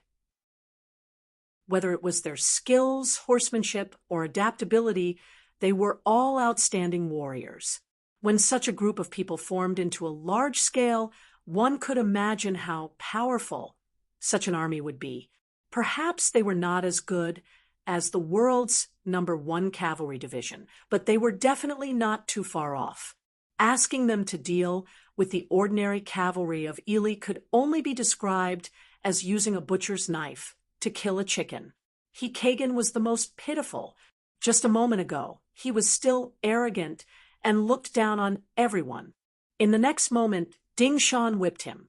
The strong inertia coupled with the fact that he was not prepared made him fall off his horse. Following that was a series of punches and kicks. When he looked up again, his entire body was tied up with ropes, and he was a captive. Not only him, but the 50 cavalrymen he brought with him were also captives. Some of the cavalrymen who resisted fiercely had a few knife wounds on their bodies. Blood dripped down mercilessly. There's no need to bandage them. That would be a waste of our resources. Send them back to the headquarters of the 1st Army. Ding Shan revealed a fierce gaze and gave the order. If it was any other time, he would not treat the enemy's messenger like this. After all, on the battlefield, there were always rules to follow. But today, Kagan spoke so rudely that there was no need for him to be polite anymore. Even if he were to go to the headquarters, no one would be able to say anything wrong. In fact, they might even praise him instead. In the headquarters, Commander Tiger Ming and Deputy Commander Shibi were looking at the sand table in front of them. They were making plans for the aftermath of the emergency when they heard a soldier report that Commander Ding Shan of the reconnaissance team had arrived. Accompanying him were 50 Ely cavalry captives. Captives? I don't think we ordered a battle. Commander Tiger Ming was puzzled. Then he shook his head. This Ding Shan, did he kidnap the enemy's messenger? That's against the rules. Ha, Commander, perhaps there's something else. Let's talk about it when we meet them. Vice Commander Shibi also smiled. Based on his understanding of Ding Shan, this person was a smooth and slick character who rarely acted impulsively. But then again, an impulsive person would never become the commander of the reconnaissance team. Then let's call them in. Tiger Ming thought about it and decided to meet with Ding Shan first. Soon, Ding Shan entered the tent, carrying Kagan, who was tied up tightly behind his back. As soon as he came in, he threw him to the ground, causing him to fall flat on his face. Then he saluted Ming and Shibi. Commander, Deputy Commander, this person wanted to negotiate with us, but he spoke rudely. I brought him here. What's going on?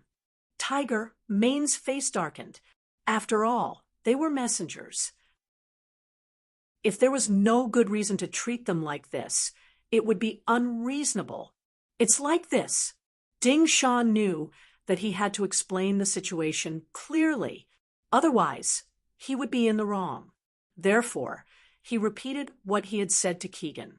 As soon as Ding Shan finished speaking, a large foot suddenly kicked over, leaving a mark on Keegan's face. Blood flowed out from the corner of his mouth. Perhaps it was because he used too much force, even his snot and saliva flowed out. Needless to say, it was Tiger Ming who kicked Kagan. How dare he disrespect the young master? Just based on this, it would not be too much to kill him. Clang! Another kick was sent out. This time, it was Shibi who did it. After being used by Yang Qindong for so long, he had always wanted to repay him. But now, someone dared to look down on the sixth young master. Based on this, if he did not kick Kagan, he would not be able to vent his anger. Kagan, who had been brought into the tent, thought that he had found a place to seek justice. However, he did not expect to be kicked twice in a row. The kicks were not light either. He could feel the pain on his face, but because his mouth was gagged, he could not say anything. Deputy Commander, I don't think there's any need to hesitate. Let's just attack. Tiger, Ming said, as if he had not vented his anger after kicking Kagan. I think so. And once we attack, we must injure them severely. This person should be of some use. Shibi looked at Kagan, who was lying on the ground with a face full of grievances. His eyes revealed a terrifying smile. Kagan was unlucky.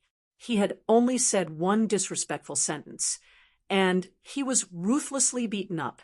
What made him even more confused was that when the three Han people looked at him, they all revealed expressions of interest. Because he didn't understand Chinese, he couldn't understand what they were thinking and what they were talking about. He could only feel that there was a deeper meaning in their gazes, and he couldn't help but feel his chrysanthemum tighten. Kagan thought too much. No one was interested in him. They were only interested in his identity and had nothing to do with his body. Then he was brought out of the tent, and his nose was cut. In the 5-Star Army's military rules, this was no different from a dead person. He thought that this was a punishment from the enemy and that he was destined to die. But once again, things went beyond Kagan's expectations. He was let go just like that. Along with him were 50 cavalrymen, but 3 of them had already become corpses due to excessive bleeding. Their horses and sabers were returned to them. Then they were let go just like that. As if to humiliate him, Kagan was forced to walk around the new army camp so that every soldier could see his miserable state. Knowing that he was being humiliated, Kagan's eyes were filled with tears, but his gaze was resolute. This was because he was using this method to observe the 5-Star Army's camp. Needless to say, he gained quite a lot. For example, he saw many soldiers eating and drinking together. Some even fell asleep in the open space of the camp. But in the face of all this, no one cared. Just you wait. With such lax military discipline, you will not be a match for our 30,000 cavalrymen. I will definitely take revenge for this humiliation. Kagan thought hatefully in his heart. After a round of running around the barracks, it was already afternoon. He and Keegan were released. Once he was a mile away from the 5-Star Army's reconnaissance team, Kagan spurred his horse and rushed back to his own camp. There was only one thing left in his heart: revenge. In the Ili camp, Kansa was waiting for news. When he arrived, he saw Kagan with blood on his face. After taking off his black scarf, he looked terrifying. When he saw him, Kansa immediately asked, "Who are you?" Just this one sentence made Kagan cry. "General, look carefully. I am your vanguard, Kagan." "Ah, you are Kagan. How did you end up like this?" Kansa was puzzled. He really could not understand. Kagan was fine when he went out. How did he come back with a face covered in blood? He could not even recognize him. At that moment, Kagan told Kansa everything that had happened to him. Of course, he did not exaggerate. In short, the 5-Star Army was too arrogant. They did not follow the rules at all, and did not take their 30,000 cavalrymen seriously. Most importantly, their military discipline was very lax. Chapter 963. Lack of discipline. How do you know that? Kansa caught the main point. They wanted to humiliate me. After cutting off my nose, they walked around the camp. What they didn't know was that I saw their true colors. Oh, some of the soldiers were eating and drinking. Some of them were sleeping in broad daylight. They didn't look like an army that was good at war. General, as long as you give me 5,000 cavalrymen, I will be able to break their morale with a single charge. I will be able to defeat them and make them flee in all directions. Hikagan said confidently. Good, good. Kansa laughed when he finally heard some useful information. He had never believed that the Han cavalry would be so powerful. In his eyes, the reason why they said that was because they did not want him to be the first one to gain merit. That was why they said that, to scare him. Now that Hikagan saw it with his own eyes, he believed in his own judgment even more. The sky was getting dark, and it was just past the 15th day of the month. The moon was bright, and he had the idea of sneaking into the camp. I order! Kansa's confident voice came from the tent. In the camp of the new army, Tiger's Man and Shibi had come up with 2 battle plans. They gathered all the officers above the regimental level and announced their orders. Finally, there was a big battle to fight. All the officers were very excited. It had been 2 years since they eliminated Fan Yuhai and unified the Mongolian tribes in the north of the Gobi Desert. During this period of time, they had been constantly training their troops and were itching for a fight. Now that they finally had a chance to show off their skills, none of them wanted to give it up. Everyone took the initiative to be the main attacker. 30,000 cavalrymen. There's no need to fight. Everyone will have meat to eat. But I'll say this first. If anyone dares to retreat during a battle, they'll only be fit to be the reserve team the next time there's a mission. Tiger's Man glanced at every officer in the meeting. There was a warning and reminder in his eyes. Don't worry, Commander. This is our new army's chance to shine again. We won't let you down. That's right. If our light cavalry regiment drop the chain and let them escape, then you can take my head as the regiment commander.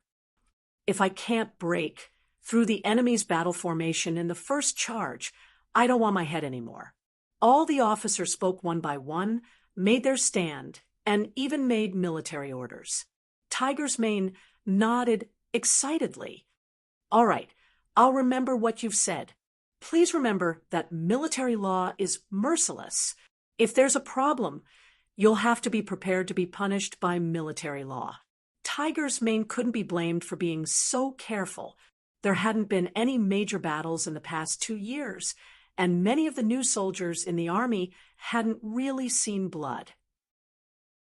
Although the training had been targeted, a real battlefield and a drill were 2 completely different things. Any underestimation of the enemy could cause irreparable losses.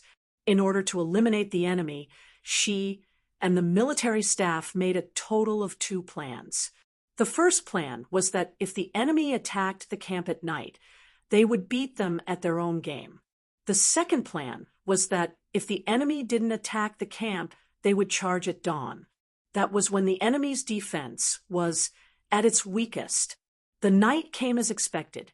The moon hung high in the sky, shining down on the grassland.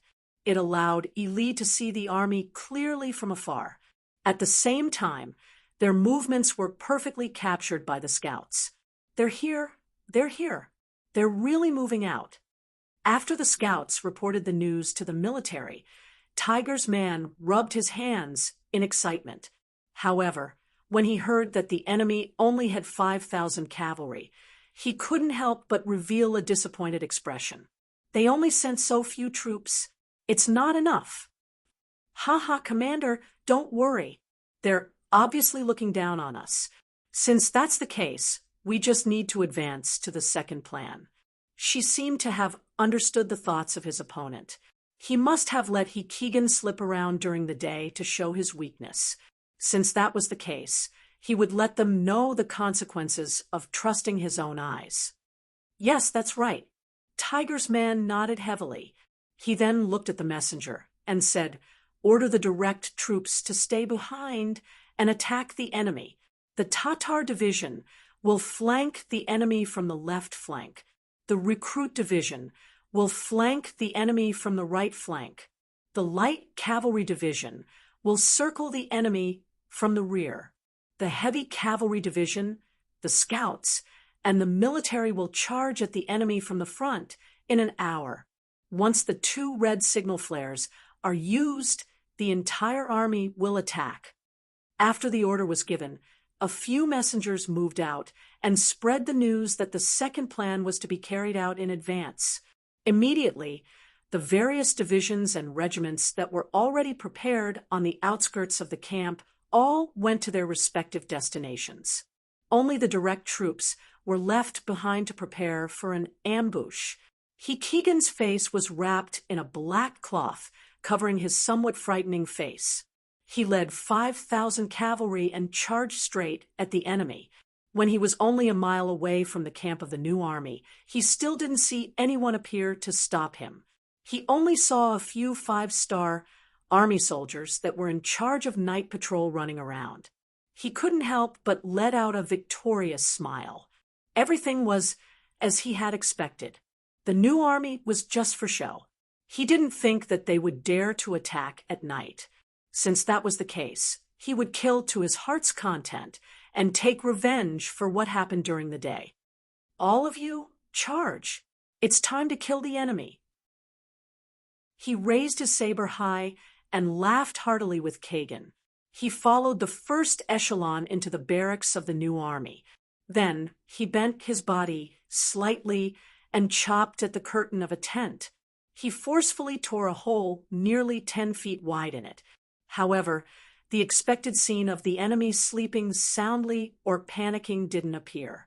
With the help of the bonfire in the camp, they saw an empty tent. Not to mention a single person, there wasn't even a blanket to be seen. This was clearly an empty military tent. There was nothing inside. Just from this point alone, it was clear that no one had lived in it. One of the tents was empty. Kagan had a bad feeling about this, but he still continued to cut down a few more tents. Reality told him that there were no opponents in any of the tents, nor were there any items. At this moment, no matter how stupid he was, he knew that this was an empty tent. In other words, he had been tricked. Not good. This is the enemy's trap. Retreat. Seeing that his hopes were dashed, Keegan felt a chill run down his spine. Keegan shouted for the army to retreat. Even if they wanted to retreat now, it was clearly too late, because right at this moment, countless cavalry suddenly appeared in the darkness around the large tent, each of them holding fiery bows. Under the loud shout of Commander Deng Yu, round after round of fire arrows flew through the air, landing in the midst of the 5,000 cavalry under the command of the Yili army. The flaming arrows were like meteors streaking across the sky, landing on the cavalrymen. One by one, the soldiers screamed, howled, fell off their horses, rolled on the ground, or galloped away aimlessly, knocking down their comrades one after another. Under the rain of fire arrows, the 5,000 cavalrymen's formation was thrown into chaos, drowning out Keegan's order to retreat. "All units, charge!" Deng Yu pulled out his saber after firing 3 arrows in a row. With a loud shout, he led the charge towards the surrounded cavalrymen. What followed was the sound of thousands of horses galloping from each camp. One side came prepared, while the other side was panicking. One side had high morale, while the other side had no will to fight. This was not a fair battle to begin with. After a few charges, the 5,000 cavalrymen of the Yili army were either dead or injured. The outcome was decided. In the main camp of the Yili army, one could vaguely see the flames of the new army camp a few miles away. Vice General Wu Liji smiled as he reported the good news to General Kun Sa. General, it seems like Keegan has succeeded. Ha! I've already said that the Han cavalrymen are nothing to be afraid of. Kun Sa laughed as if everything was within his expectations. General, should we do something too? Why don't I bring a group of cavalrymen to support them? After all, there are more than 20,000 enemies. Even if it's to capture prisoners, we'll need help. Wu Liji took the opportunity to say. Obviously, he did not want to see Kagan take all the glory and steal all the credit. Kun Sa knew what he was thinking. With 5,000 cavalrymen, capturing several times the number of enemies would not be difficult. However, as a general, he had to learn to be fair. Otherwise, he would not be able to convince his subordinates. Kun Sa nodded and said, "All right, I'm a little worried about Keegan. How about this? I'll give you 5,000 cavalrymen. Go and help them." "Thank you, General." Wu Liji placed his right hand on his left chest and bowed. He then turned and strode away. Kun Sa, on the other hand, was humming a tune that only he could understand. He had a contented look on his face. At this time, he could not help but fantasize about his bright future after this meritorious deed. He thought about how Yesen had said more than once that the 5-star army was not to be trifled with. However, this time, he had used his actions to give the other party a slap in the face. He wanted to see what else this person had to say this time. "Ha ha!" Kun Sa, who was overjoyed, said something that made people smile. "If you don't fight, you won't know that our Ili army's cavalrymen are so powerful." Kun Sa's beautiful dream did not last long. After a quarter of an hour, Wu Liji suddenly returned from the tent. "What's wrong? You haven't set off yet?" Kun Sa was somewhat displeased that he had taken a quarter of an hour to prepare. With this kind of speed, he still wants to take the credit? "General, something bad has happened. Something bad has happened. As soon as I led the army out, we ran into the main force of the 5-star army. Each of them was armed with a 3-meter-long saber and was covered in heavy armor. We were no match for them and lost." Wu Liji's face was filled with anxiety and guilt. Chapter 964. "Huh, what did you say?" Kun Sa slammed the wooden table in front of him, his face full of anger. "What the hell is going on? How can there be the 5-star army in front of us? Weren't they heavily injured by General Keegan?" "I don't know." Wu Liji shook his head. This time, he was not lying. He really did not know anything. As soon as the army came out, they bumped into the new army of heavy cavalry. Their equipment and combat power were not as good as the enemy's, so they were defeated in just one confrontation. How could they figure out what happened? Fortunately, Wu Liji did not need to explain anything. Scouts poured into the tent one by one. "General, we found enemies on the left side of the army." "General, we found enemies on the right side of the army." "General, we found enemies on the right side of the army." What's going on? Where did so many enemies come from? Can anyone explain to me?" With a face full of anger, Kun Sa slammed the wooden table in front of him several times. The wooden table was on the verge of collapse, as if it would collapse at any time. Following this shout, the tent was so silent that even a pin drop could be heard. Obviously, no one knew how to answer this question. This result was completely different from what they had expected, and it made them unable to think for a while. But the truth would answer everything. A flaming arrow suddenly shot into the main tent, and the flames rose. Soon, the tent was burned to a crisp, and the temperature in the main tent rose. Wu Liji also shouted, "Not good, the 5-star army is coming. General, quickly give the order to retreat." "Retreat? Yes, retreat." After a moment of shock, Kun Sa gave the order to retreat. At this moment, he did not have time to think about why there were so many five-star army in his camp. Now, he only thought about how to escape and save his life. 2 red signal flares were fired into the sky. Originally, only the five-star army had entered the barracks. However, not long after, the five-star army appeared from all directions. They held fire arrows and set fire to the barracks one after another, causing the horses to whine incessantly. Many of the cavalrymen in the Li army couldn't even get on their horses. They were either shot to death, burned to death, killed, or captured. Fortunately, it was nighttime. Kun Sa and Wuli Ji led 5,000 cavalrymen and charged in one direction. Eventually, they managed to force their way out. After losing 2,000 cavalrymen, they managed to break through the encirclement of the light cavalry regiment. The light cavalry regiment had always been known for their speed.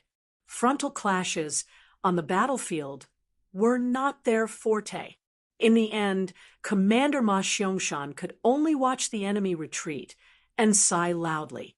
The massacre in the barracks was still ongoing. The results of the new army's training in the past 2 years were proven on the battlefield. The soldiers raised their sabers, waved their arms, and demonstrated what they had learned in their daily training. They treated the living enemy cavalrymen in front of them as scarecrows on the training ground, repeatedly cutting them down. These new soldiers who had joined the battlefield in the past 2 years were already qualified in terms of organization, discipline, and individual qualities. Now, they only lacked actual combat experience to kill the enemy and see more blood. Tonight's battle made up for their shortcomings and gave them the opportunity to grow into qualified and even excellent soldiers. The battle lasted until noon the next day, and the Ili army was completely defeated. In this battle, they killed more than 6,000 enemies and captured more than 20,000 enemies. The new army's actual actions once again made a great contribution, and their reputation spread far and wide. Poor Kunsa came with 30,000 soldiers, but when he escaped, he only had 3,000. Other than the war horses and the sabers in his hands, he left everything behind. It could be said that he was battered and exhausted. Reality gave them a solid slap in the face, and they finally realized that the Wallace Yeshen was right. The five-star army was indeed not to be trifled with.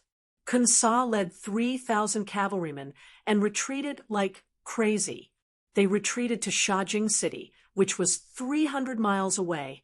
There, they met the Walla army, who had already occupied the city. Only then did they feel relieved. When they completely relaxed, Kunsa's anger rose again. This time, although he was defeated by the five-star army, he was defeated by the enemy's conspiracy. The two sides did not fight face to face, and this made him very unconvinced. Therefore, after a good night's rest, he went to see the Wara leader Yeshen in Shajing City and expressed his intention to join the five-star army in World War II. Compared to 6 years ago, Yeshen had become a lot more mature, especially after Tuachuo Buhua was killed by him. The aura of a superior was even stronger. In the courtyard of the former Shajing City government office, Yeshen met with Kunsa. When he heard that Kunsa wanted to send troops to inflict heavy losses on the five-star army and avenge more than 20,000 of his soldiers, he did not refuse. Instead, he asked politely, "How many cavalrymen does General Kunsa have now?" 3,000, but they are all elites, Kunsa answered without hesitation. "Oh, only 3,000 cavalrymen?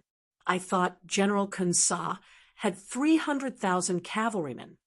After chuckling coldly, he suddenly roared, "I don't care what kind of status you had in the past. Right now, you are nothing more than a small general with 3,000 cavalry. Where did you get the confidence to speak to me like this? Men, throw him out of the courtyard." Yeshen's sudden change in attitude made Kunsa's expression very ugly. He still wanted to struggle, but more than a dozen new soldiers rushed forward and lifted him up. They carried him out of the courtyard and threw him onto the street. It was also at this moment that Kunsa remembered Yeshin's character. This was a man who only cared about benefits and benefits. For benefits and benefits, he would even kill his own brothers at any time. Coming into contact with such a person was like asking a tiger for its skin. After being thrown out of the courtyard, Kunsa was helped up by the soldiers waiting outside the courtyard. He then left with an angry look on his face. He left Shajing City and went straight to the rear. He had already received news that Ili's army was coming from the direction of Ili City, which was his real home.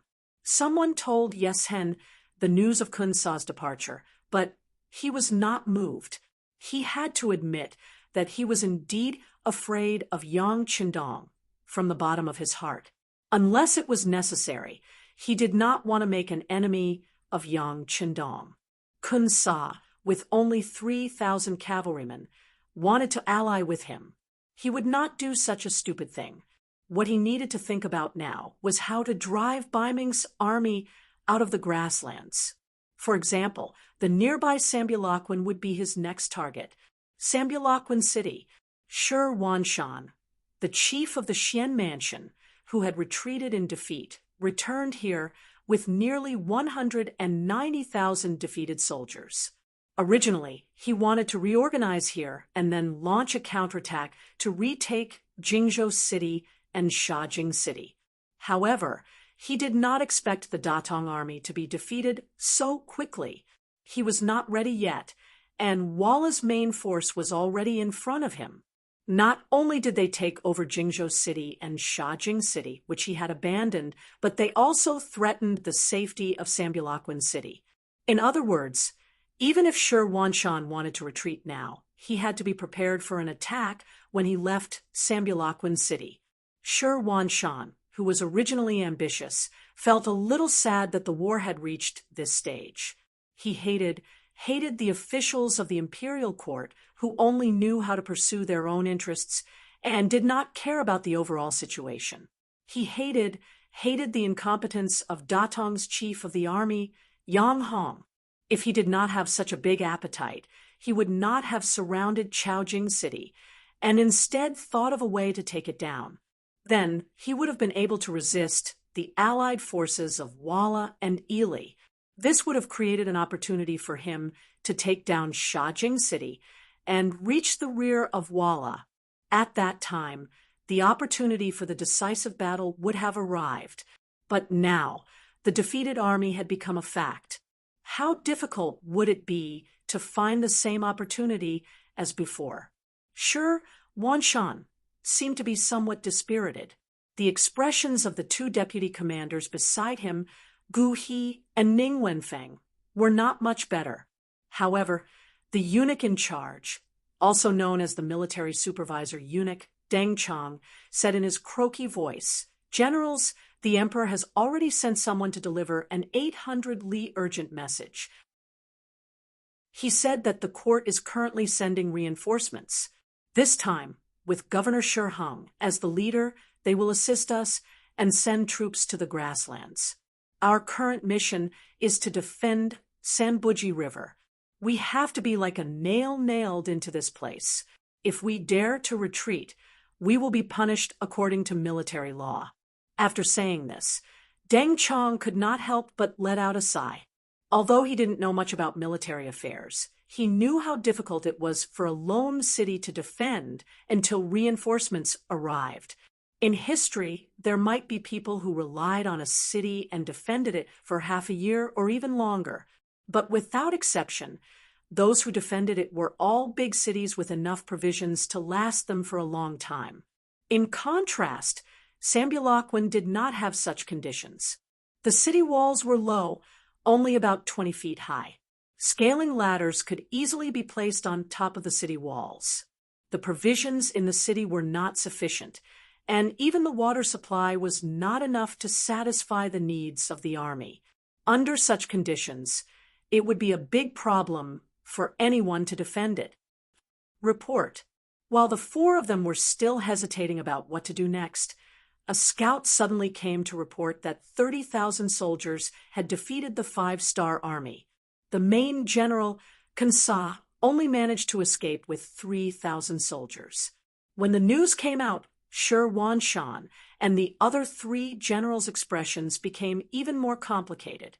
In contrast, the five-star army had won a great battle, but they had just suffered a great defeat. This stark contrast made them even more depressed and anxious. In the silent room, the deputy chief, Ancient River, suddenly said, "The five-star army has fully grown. Even if we can defeat the Walla and the Ili one day, how are we going to deal with the five-star army? Who is their opponent?" Chapter 965. Speaking of which, he could be considered a valiant general. Among the 200,000 soldiers of the Xian mansion, even Shi Wanshan was slightly inferior to him. Usually, he was the one who shouted the loudest, as if he didn't put the heroes of the world in his eyes. But now he actually asked this question. This was enough to show that he was a little afraid. Ancient River's words made the originally quiet room seem even quieter. Shi Wanshan and Ning Wenfeng didn't say anything. They didn't know what to say or how to answer this question. Only Deng Chang, the eunuch, suddenly said after a moment of silence, "General Ancient, what do you mean? Could it be that you're afraid?" As a eunuch, he only had one person to back him up, and that was the emperor. Anyone who disobeyed him would become his enemy. It was only because they were on good terms that Deng Chang normally didn't dare to say such things. If it was anyone else who dared to say such things, Deng Chang probably would have already called for soldiers to arrest them. "I'm afraid? What a joke. On the battlefield, when have I not led the soldiers? I'm just talking about something we'll have to face sooner or later." Faced with Deng Chang's question, Ancient River naturally wouldn't back down. In the face of a great enemy, if there was any internal strife, the situation in the city would be even worse. As the commander, Shi Wanshan finally opened his mouth and said, all right, these are just private words. They can't be taken seriously. We should think about how to deal with the current situation and how to deal with the Walla cavalry. The emperor has already said that we can't lose Sanbu Lachuan. Otherwise, we'll be punished by military law. Since it's like this, if you don't want to die, quickly come up with a plan. It's not easy to defend. Without enough provisions, the morale of the army will fall into chaos as time goes on. Ning Wenfeng, who was famous for being a wise man, shook his head. We can have Talu think of a way to supply us with provisions. Also, this place isn't far from Datong Prefecture. We can think of something from there. Deng Chang also suggested. After following Shi Wanshan for so long, he wasn't a complete novice when it came to military matters. He more or less had some common sense. Datong Prefecture? Hearing this, Ning Wenfeng shook his head. Right now, their main force has retreated to the Ningxia Guard. They must be scared out of their wits. It's impossible for them to support us. I fear that they don't even have the courage to open the city gates. As for Tulu City, we can order them, but once we leave, there aren't that many guards left there to begin with. It's already not bad for them to be able to defend the city. They will be able to hold on. Duke Zhongdan won't let anyone take Tulu and threaten the Han people. Shi Wanshan interjected with certainty when this topic was brought up. This was also what he was not worried about. Perhaps the emperor had also seen this point. Otherwise, he would not have ordered them to defend Sambulakwin to the death. Instead, he would have ordered them to retreat to Tulu City. Regardless of how great of a threat Yang Qindong was to all sides and how fast his power rose, there was one thing that was not wrong. He had taken care of the great Ming people, or rather, the Han people. This situation was seen by everyone. Since this was the case, with his temper, there was no reason for him to allow Tulu City to be attacked. On this point, even Shi Wanshan was full of admiration for him. When it came to Yang Qindong, Ancient River interjected, "Hey, do you guys think we can have someone send a letter to the Duke of Loyalty and ask them to transport supplies for us?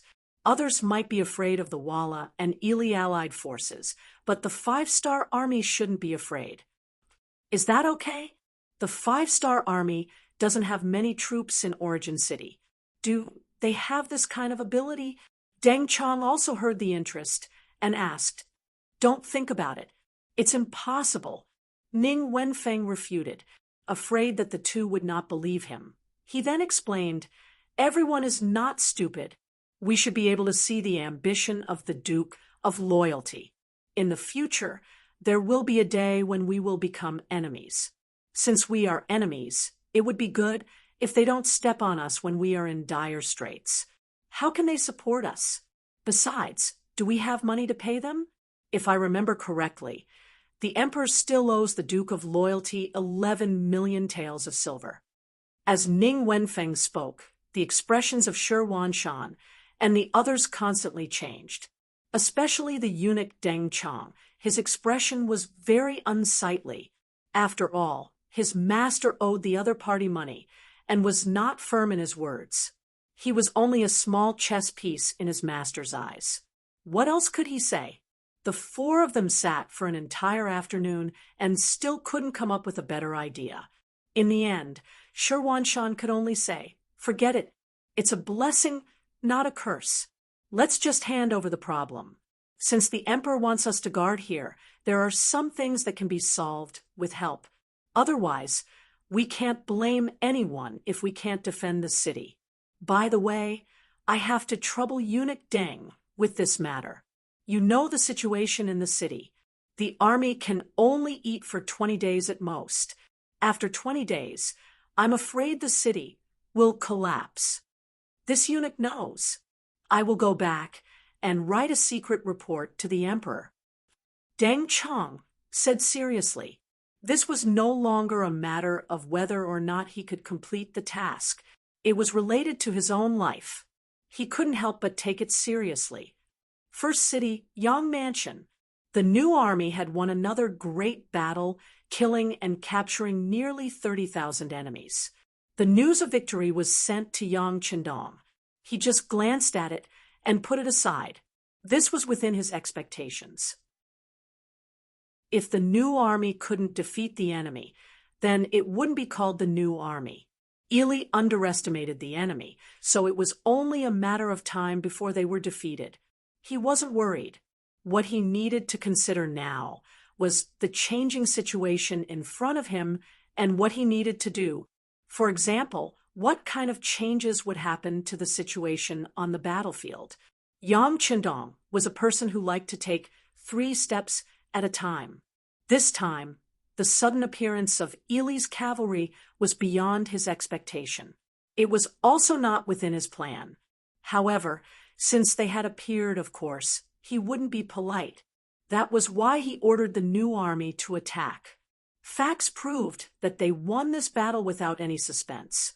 However, this didn't mean that there was no problem. On the contrary, what Ili would do next was a problem that he needed to consider. Only by estimating all the possibilities and making preparations could they ensure that the Five-Star Army would be able to face everything safely during the mission. All along, Yang Qindong had been doing this. Every battle under his command didn't seem to require much effort or danger. However, this was the result of his careful calculations and strategies. Otherwise, even if he had weapons that were a few hundred years ahead of this era, he wouldn't be able to achieve such great results in such a short time. Then the problem appeared. What would Ili do next? Would he choose to swallow this loss silently or send out a large number of troops for revenge? For years ago, he left Baiming's capital in the name of returning to his hometown to pay respects to his ancestors. He left to help the southern Ming Empire deal with the Yellow Bandits. Since then, He had started his own journey. The only difference was that the farmers earned grain, the merchants earned money, and the politicians earned reputation. What he earned was merely a country. To build a country, it wasn't as simple as fighting and killing. Wasn't there an old saying that went, "It's easy to conquer the world, but hard to defend the world"? How to manage these territories well and use them well was the time to show one's true ability. Fortunately, with the experience of the later generations and some of the goods in the warehouse, he was able to create a lot of value. With money, it was easy to do things, and the territory he conquered was stable. But after all, his foundation was too weak, so the local management couldn't keep up with the pace of his expansion. Just like now, he could command his troops and had the ability to conquer more territory, but how to defend it had become a big problem. For example, the territory in front of him wasn't small, and it was vast but sparsely populated. Once he defeated the enemy's main cavalry, it wouldn't be difficult to occupy it. Similarly, because the territory was vast but sparsely populated, the number of civilians needed was really difficult for him. In other words, he had the ability to defeat the enemy, but he didn't have the strength to occupy the enemy. Even so, now was the time to occupy Ely, which meant that it wasn't the time to fight the enemy. Sigh, I used a lot of effort to defeat the enemy, but I can't ask for any benefits. It's really not interesting. With a sigh, Yang Chendong called Beta Persei. He wanted to send a message to the Mabe army thousands of miles away and ask them to do something. Yang Chendong was calculating. He needed time to accumulate enough strength, such as excellent management personnel after occupying a piece of land, the people who needed to move in and out, the development of this area in the future, what kind of factory to build, what kind of sunshine to point to for the people, and so on. Like him, Ming was also calculating. In the capital of Ming, the ministers reached a consensus at the court meeting. Sambu Lachuan must be defended. Only in this way could they give Governor Shi Hung enough time to prepare for a big battle with Walla on the grassland and win the final victory. The consensus was reached, but the situation in Sambu Lachuan was there. The city was not big, the city walls were not high, and the food and water stored inside were very limited. With such a medium-sized city, it was impossible to stop the combined forces of Walla and Nili Ali. Commander Shi is a general who can fight. The Battle of Xian Mansion and the Battle of Tulu City have proven his ability. Now he has nearly 200,000 troops in his hands. As long as the provisions can keep up, there shouldn't be a problem to defend the city. At the court meeting, Minister of War Ming stood up and expressed his opinion. Ming's words attracted the silent support of many other ministers. But then Minister of Works Shi Pu stood up. Minister is right, but the key problem is how to guarantee the provision on time. Chapter 966. Yes. Where is Minister Jean? How are the preparations for General Shi's army of 200,000 going? Sitting on the golden dragon throne, Zhu Qiyu nodded. His gaze turned toward the Minister of Appointments. Jean Lian stood in the group of officials. Hearing Dai Zong call out his name, he immediately stepped forward with a board in his hand and said, "Your Majesty, the provisions have already been transported to the Xian Manor. According to what I know, a portion of the provisions will move with the army. A portion of the provisions need to be transported to the front lines once every 3 to 5 days. Based on this, most of the provisions should still be in the Xian Manor. Then send it over." Hearing that the provisions had already been prepared, Zhu Qiyu's face was filled with joy.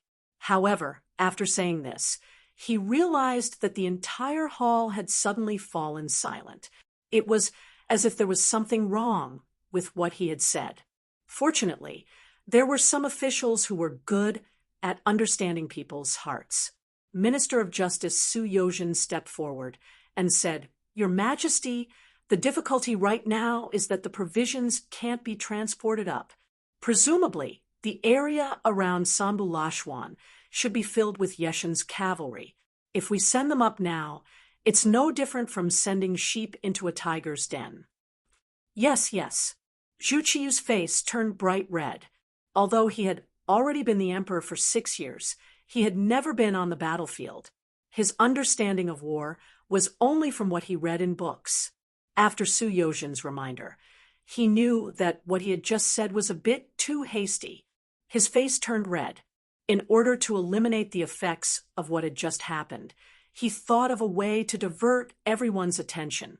He looked at Shi Heng in the group of generals and said, "Governor Shi, when will the newly gathered 200,000 soldiers be gathered and sent to the battlefield?" "Your Majesty." Shi Heng bowed and said, "The gathering time will take around 15 days. After all, 200,000 people is not a small number. As for when they will be able to reach the battlefield, if they rely on their legs, it will probably take another 1.5 months to reach Sambulashwan. However, if I work hard, 2 months should be enough." 2 months? This answer caused the officials who were participating in the court meeting to whisper to each other and discuss spiritedly. If it really took 2 months, Sambuchuan might really fall. If that was the case, the 200,000 soldiers in the city would be devoured. This would undoubtedly be a heavy blow to Baiming's military strength. On the dragon throne, Zhu Qiyu shook her head. "I'm afraid 2 months won't be enough. How about this? If anyone has any way to transport the provisions to Sambulachwan, feel free to share it." The ministers couldn't help but shake their heads like rattle drums. To break through the formation of the Walla cavalry and transport so much grain into the city, there was only one word to describe it: difficult. After waiting for a long time, no one came forward to provide advice. This made Zhu Qiyu very angry. Normally, all of them would claim to be patriotic ministers and would love to dig out their hearts for him to see. Or perhaps he was more capable than Guanzhong and Yu Yi. However, when faced with a difficult problem, all they did was shake their heads. How could Zhu Qiyu not be disappointed? After a while of discussion, the hall became quiet again. It was clear that no one had thought of a better idea. Seeing the reaction of the ministers and thinking about the fiery military situation ahead, Zhu Qiyu couldn't help but get angry. She slammed her hand on the dragon table and asked loudly, "My dear ministers, you are all the smartest and most capable people in the world. Don't tell me that even you don't have a better idea." These words made the old ministers blush. However, there were some thick-skinned ones whose faces didn't change. To them, what they learned was how to govern the world and how to govern the country with benevolence and righteousness. It wasn't some military book. It had to be said that this was the so-called Confucianism. It was just a theory within a theory. The more one read, the better one could write some good articles. This was also the use of it. They could pass the imperial examinations and obtain the qualifications to become an official. Then they would slowly waste their time and accumulate experience. Finally, they would become the so-called minister who governed the country. With such people, it was no wonder that the common people lived in an abyss of suffering. The hall was still silent. Zhu Qiyu's expression became more and more unsightly. He once again felt a sense of isolation and helplessness. He once again understood what it meant to regret not having enough help when it was time to use it. In the moment of silence, a voice suddenly sounded. Dressed in a second-rank official's robe, Minister of Justice Su Yozhin stepped out of his office and said, "Your Majesty, actually, if you want to transport provisions to Sambuchuan City, it isn't that troublesome. As long as one person is willing to agree, this matter is simple." Someone stepped out. This already made Zhu Qiyu very happy. The person who stepped out even thought of a solution. Zhu Qiyu immediately asked, "Beloved Minister Su, do you have a good idea? Quickly say it." Among the officials, the Minister of Rights, Hu Xiao, had been standing there with his eyes closed. When he saw Su Yozhen step out, his originally unconcerned expression instantly changed. His brows couldn't help but furrow together, but then slowly relax. Yang Qindong had already told him that Su Yozhen was also a person of the same path. However, in these past few years, the two didn't have much contact. Perhaps it was because they didn't feel at ease with each other. They only silently cooperated with each other on some matters. If they could cooperate, they would also silently support each other in private. Hu Xiao naturally understood Su Yozhen a little. He was smart, discerning, able to see the situation clearly, and had smooth and slick methods. However, him stepping out at this time was still out of Hu Xiao's expectations. He had already guessed what this person wanted to say. However, was it really good to involve Yang Qindong in this matter? The opponent this time was the allied cavalry of the Walla Cavalry and the Ili Cavalry. Did the five-star army really have the strength to stop them? However, with Su Yozhen's personality, he rarely fought a battle that he wasn't confident in. Could it be that he had received Yang Qindong's secret order and wanted to take the initiative to participate in such a big event to share some benefits? Or was it all his own idea? While Hu Xiao was still guessing, Su Yozhen had already stepped out. He crossed his arms and said, "Your Majesty, if you want to resolve this situation, the only way is to ask the Duke of Loyalty. There is no other way."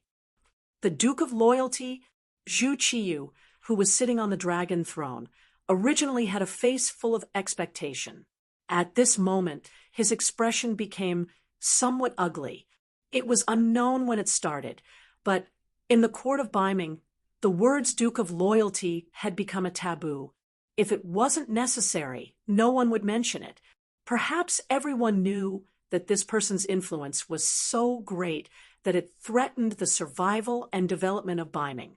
However, this person's influence had already reached a certain level. He was no longer someone that could be casually suppressed. Since there was no way to deal with him, it was better not to mention him. This could be considered as out of sight, out of mind. But now, Su Yozhen had broken this rule and took the initiative to mention him. An extremely clear expression of displeasure flashed across Dai Zong's face. The Duke of Loyalty? How could he have such an ability? Zhu Qiyu's voice carried a trace of dissatisfaction. Listen to the sound of gongs and drums. The ability of the officials to observe people's expressions was not small. Seeing that the emperor was a bit angry, the smartest thing to do was to immediately stop this topic. However, Su Yozhen had no way out now. Ever since Yang Qindong appeared in the capital of Biming and saw him at night, Su Yozhen, who had been wavering, knew that he had already boarded Yang Xie's ship. It was likely that it would be impossible for him to get off. The only thing he could do was to think of a way to prevent this ship from sinking in the sea and find a way to sail further.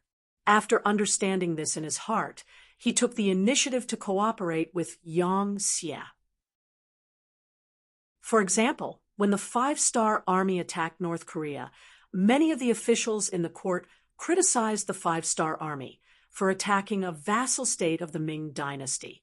This was clearly a form of disrespect to the Ming dynasty. Not only did he not make a fuss with these people, he even privately found the Daizong emperor and said that North Korea was not part of the Ming dynasty. Even if it was taken away, there was no real loss. It would be better to use this opportunity to ask the five-star army for some war horses. After all, strength was the way of the king. As long as he had enough strength, he could take back what he lost sooner or later. It was Su Yozhen who came up with this idea. He originally wanted to reprimand the five-star army and even the Daizong emperor who sent troops from Liaodong to support North Korea. He thought that compared to the vassal state being captured, it was more important to strengthen oneself. After all, North Korea was not the first vassal state to be captured. Zhu Qiyu agreed, and Su Yozhen joined forces with some courtiers who were on good terms with him. In the end, when they finally took down the Joseon dynasty, Yang Qindong only had to pay the price of 50,000 war horses. Moreover, it wasn't for free. It was a loan to the northern Ming dynasty, which had to be converted into silver and returned in the future. Of course, he owed too much. It was hard to say whether he could pay it back, but at least he owed money in name. The five-star army actually captured North Korea in such a short period of time. This matter also made Su Yozhen have a further understanding of Yang Qindong's strength and understanding. After all, it was just some small countries in the south. It could be said that the barren land was occupied, and its influence was far from being so big. Then, how powerful was the five-star army? Su Yozhen had an idea. If possible, he wanted to go to the grasslands, first city, to take a look. He wanted to see what kind of scale Yang Xie's development had reached. If he wanted to go, he needed a dignified reason. Now that Sambuchuan was surrounded and in danger, he saw this as an opportunity. Su Yozhen stood up and spoke to the emperor. There was another reason why Su Yozhen had the courage to stand up. He believed that Yang Qindong did not want to see the 200,000 Ming soldiers in Sambuchuan get eaten by the grasslands' foreign tribes. It was to cater to this idea that he chose to take the initiative to attack. Chapter 9:67. Your Majesty, Sambuchuan is not far from the first city. Since the Duke of Zhongwei can gain a foothold there, he must have military strength as his backing. If we can ask him to help, it shouldn't be a big problem for him to only transport grain and not help in the war. Su Yozhen stood up and said in a guessing tone. The important thing was that he emphasized one thing, which was that Yang Qindong would not help Ming. He would only help to transport the grain. He said this in order to stop Zhu Qiyu's mouth and make things clear first. It might be possible to help transport the grain, but helping Ming to fight the war was not worth mentioning, because this was not Yang Qindong's intention. Originally, when Zhu Qiyu heard Yang Qindong's name, he had such an idea and asked the Duke of Zhongwei to send troops to help. Your title was given to you by the Great Ming Dynasty. Now that the Great Ming Dynasty was in trouble, it was not too much to ask for your troops. But when he heard Su Yozhen's words, he knew that he might have thought too much. However, he still wanted to try harder. After all, if Yang Qindong was really willing to participate in the war, whether they could win the war or not, at least they could get someone to share the firepower. But before Zhu Qiyu could speak, Governor Shi Heng had already stood up. He cupped his fist and said, Your Majesty, Minister Su's words are very reasonable. The Duke of Zhongwei can help us transport the grain. As long as we defend Sambuchuan for 2 months, our army will arrive. At that time, the situation will be completely one-sided. At that time, our army's victory will be expected, and our Ming army will not need any help. Shi Heng suddenly stood up, not because he had discussed it with Su Yozhen in advance. He just didn't want Yang Qindong to take advantage of it. In his eyes, Ming's army was powerful and invincible. One day, even the Duke of Zhongwei and his 5-star army would be trampled under his feet. But if he owed the other side a big favor now, how could he fight the war in the future? Shi Heng was looking at things from a long-term perspective, which was why he said those words. As the main representative of the military, Zhu Qiyu knew that it was impossible to ask the Duke of Loyalty to send troops to participate in the battle. He could only nod his head and say, All right, since that's the case, Minister Su, in your opinion, who should be sent to the Duke of Loyalty and Courage? As he spoke, Zhu Qiyu's gaze swept across the group of courtiers. Unfortunately, many of the officials did not even raise their heads. In their hearts, asking for help from the Duke of Loyalty was not a good task. Your Majesty, this idea was thought of by this subject, so this subject is naturally willing to go. Su Yozhen wanted to take this opportunity to test Yang Qindong's strength. Naturally, she wanted to go. Since the other courtiers were unwilling to go, it saved him a lot of effort, and he didn't have to worry about anyone competing with him. It was Su Yozhen who took the initiative to step forward. Zhu Qiyu was overjoyed. Thinking of seeing a loyal official in a time of danger, he couldn't help but value Su Yozhen more. Thinking that this person had been promoted by him after he ascended to the throne, perhaps there would be a chance to put her in an important position. Immediately, he announced Su Yozhen as an imperial envoy to go to Shur City to discuss with the Duke of Loyalty and encourage the matter of assisting Sanbula Chuan City with provisions. For the sake of convenience, he gave Su Yozhen the power to act and the power to mobilize the soldiers of Xianfu. Su Yozhen immediately knelt on the ground and shouted, "Long live the emperor!" Zhu Qiyu, who was very satisfied, was even happier. He nodded lightly at Jining, who was standing to the side with her back bent. The chief eunuch immediately understood and shouted loudly, "Court is dismissed. Minister Su, please stay. His Majesty wants to see you." The other courtiers left after shouting, "Long live the emperor!" Su Yozhen walked straight to the back of the palace and ran into the chief eunuch Jining, who had come to greet him. The other chuckled and said in a congratulatory tone, "Congratulations to Minister Su for becoming an imperial envoy." Jin Gonggang, what are you saying? We are all working for His Majesty. There is no need to mention any congratulations. It should be the same. Su Yozhen also had a smile on his face. As he spoke, a banknote of 1,000 taels of silver was passed from his hand to Jin Ying's hand without anyone noticing. His gaze turned slightly.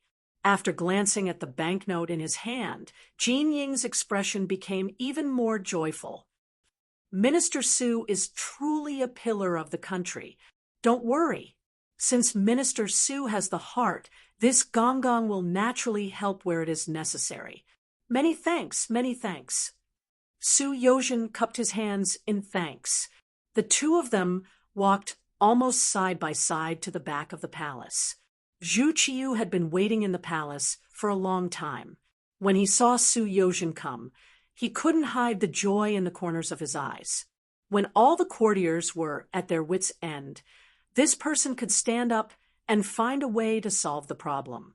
He was also willing to bravely take on the heavy burden. Based on these, he should value him more. Someone give Minister Su a seat. This official doesn't dare.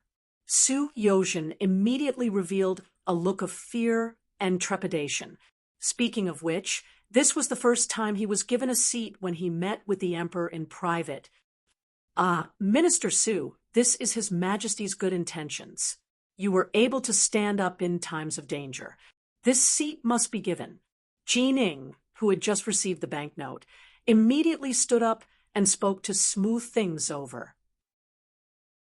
Su Yozhen, who had been polite to begin with, immediately revealed a very grateful expression. The rims of his eyes even reddened. It was as if he was about to shed tears of gratitude. He said, "This official thanks His Majesty." "Many thanks, His Majesty." Su Yozhen's buttocks sat down on the chair. What followed was naturally a scene of the monarch and his courtier chatting happily.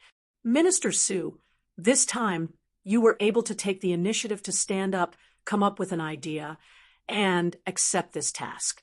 Zhen is very comforted. However, how confident are you that you will be able to persuade the Duke of Loyal Courage to transport the provisions for our army?" Zhu Qiyu's eyes were filled with anticipation as he asked. Although Su Yozhen was sitting on the chair, he still had a look of fear and trepidation. Seeing the emperor ask, he quickly replied, in reply to His Majesty, about 50%. 50%. Only that much? Zhu Qiyu's brows furrowed. He was clearly a bit dissatisfied. If that was the case, wouldn't it be very likely that he would be rejected? If that was the case, then, as the emperor, his order was actually rejected by a subordinate. This was not a dignified thing to do. Even as the emperor, he cared a lot about face. Or perhaps he knew that he couldn't do it and still did it, so it was better not to do it. At least if he lost, his face would still be there. This was better than losing everything and being laughed at in private. Su Yozhen had been paying attention to the changes in Zhu Qiyu's expression. When he saw that the emperor was displeased, he quickly said, "Your Majesty." Although the Duke of Loyal Courage doesn't need to participate in the battle this time, transporting the provisions to the heavily surrounded Sanbu Lashuan city is no different from going to the battlefield. This official really doesn't have 100% confidence that I can persuade the Duke of Loyal Courage. Moreover, you also know that this official and the Duke of Loyal Courage have never gotten along. In the past, this official has even participated in a memorial to him. Speaking of which, this official really isn't a good persuader. If possible, could Your Majesty consider sending someone else? Retreating in order to advance was what Su Yozhen wanted to express. He was prepared to make a request. If he couldn't take the initiative in his hands, how could this request be discussed? Zhu Qiyu naturally knew about the discord between Su Yozhen and Yang Chendong. This was also the important reason why he was relieved to promote this person. This time, when he was sent to the beginning city, he didn't have to worry about the two colluding. This was also the reason why he agreed to let the other party be the imperial envoy so quickly. Now that he heard that Su Yozhen wanted to shirk the responsibility, how could Zhu Qiyu be willing to let it go? He immediately said, "Dear official Su, what do you mean? Zhen has just issued a decree in front of all the civil and military officials. How can I casually take it back? Zhen thinks that you should go. If you have any requests, you can make them now. As long as the Duke of Loyal Courage can help transport the provisions, any conditions can be discussed." Zhu Qiyu also had no other choice.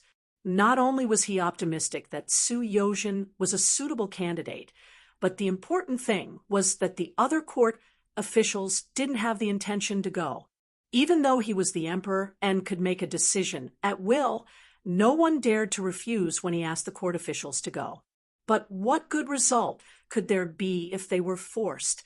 If they messed up the task, then there would be no medicine for regret. On the other hand, Su Yozhen was the one who came up with the idea, thought of the method, and recommended himself to go. Presumably, he was mentally prepared. There was no need to give up a suitable candidate and use someone else. Zhu Qiyu agreed to raise conditions and requests. Su Yozhen was waiting for this sentence. He immediately stood up, clasped his fist, and said with an incomparably solemn expression, "I have a way to guarantee that the Duke of Loyal Courage will send troops to transport the provisions." "Guarantee? Are you 100% sure?" Zhu Qiyu's eyes lit up as he asked. "Yes, 100% sure," Su Yozhen said with a tone that said he was going all out. "Okay, tell me." Zhu Qiyu didn't agree in a hot-headed manner. Instead, he wanted to hear what the request was first. It was enough to see that after being the emperor for a few years, he had learned to be calm and had learned to leave a trick up his sleeve. With a conflicted expression, Su Yozhen didn't immediately reply. He knelt on the ground with a plop and said, "Emperor, I have no selfish motives for what I am about to say. It is only for the sake of Ming's strength and future. I ask for Emperor's forgiveness for what I have said." "Beloved official Su, what do you mean? This is a meeting between us, ruler and official, not a court discussion. If you have anything to say, just say it. Zhen will forgive you." Zhu Qiyu said, "Many thanks, Your Majesty." That being the case, this subject's only request is for your majesty to grant Duke Zhong Dan the title of Great Bright Prince. With this request, this subject can guarantee that Duke Zhongdan will be of use to us and dispatch troops to transport grain. Kneeling on the ground, Su Yozhen saw that the time was right and said what he had prepared to say. Although Zhu Qiyu had made some preparations, he knew that he had to pay a price if he wanted to reach 100% from 50%. But when he heard Su Yozhen's request, he still couldn't hide the anger on his face. What? Grant the title of king? How is that possible? Zhu Qiyu couldn't be blamed for being so angry. Since the Great Ming Dynasty's Emperor Taizu, the Great Ming Dynasty had stopped granting titles to people with different surnames. How could this rule be easily broken by him? Su Yozhen's proposal was too absurd. Chapter 968. Zhu Qiyu was angry, but Su Yozhen was not afraid. The current situation did not allow Daizong to make any other choice. If he could not make this request now, it would be even harder to find an opportunity in the future. Thus, he did not immediately speak. Instead, he looked at Jining beside Zhu Qiyu. Since he had taken his money, it was time for him to speak up for him. Jining, who had only taken 1,000 taels of silver, was furious. Originally, he thought that Su Yozhen was going to be put in an important position. It would be beneficial for him to have a good relationship with him. In addition, there was money to be taken. Wasn't this the best of both worlds? But now, this daring Su Yozhen actually proposed to make Yang Qindong Wang. This was something the emperor would never agree to. How did he have the guts to say this? It was only 1,000 taels of silver. It was impossible to order him to do such a big thing. At this moment, he kept his mouth tightly shut. He had even thought of returning the 1,000 taels of silver to Su Yozhen when he sent her out. The emperor did not speak. Jining also did not speak. Su Yozhen simply knelt on the ground and did not speak.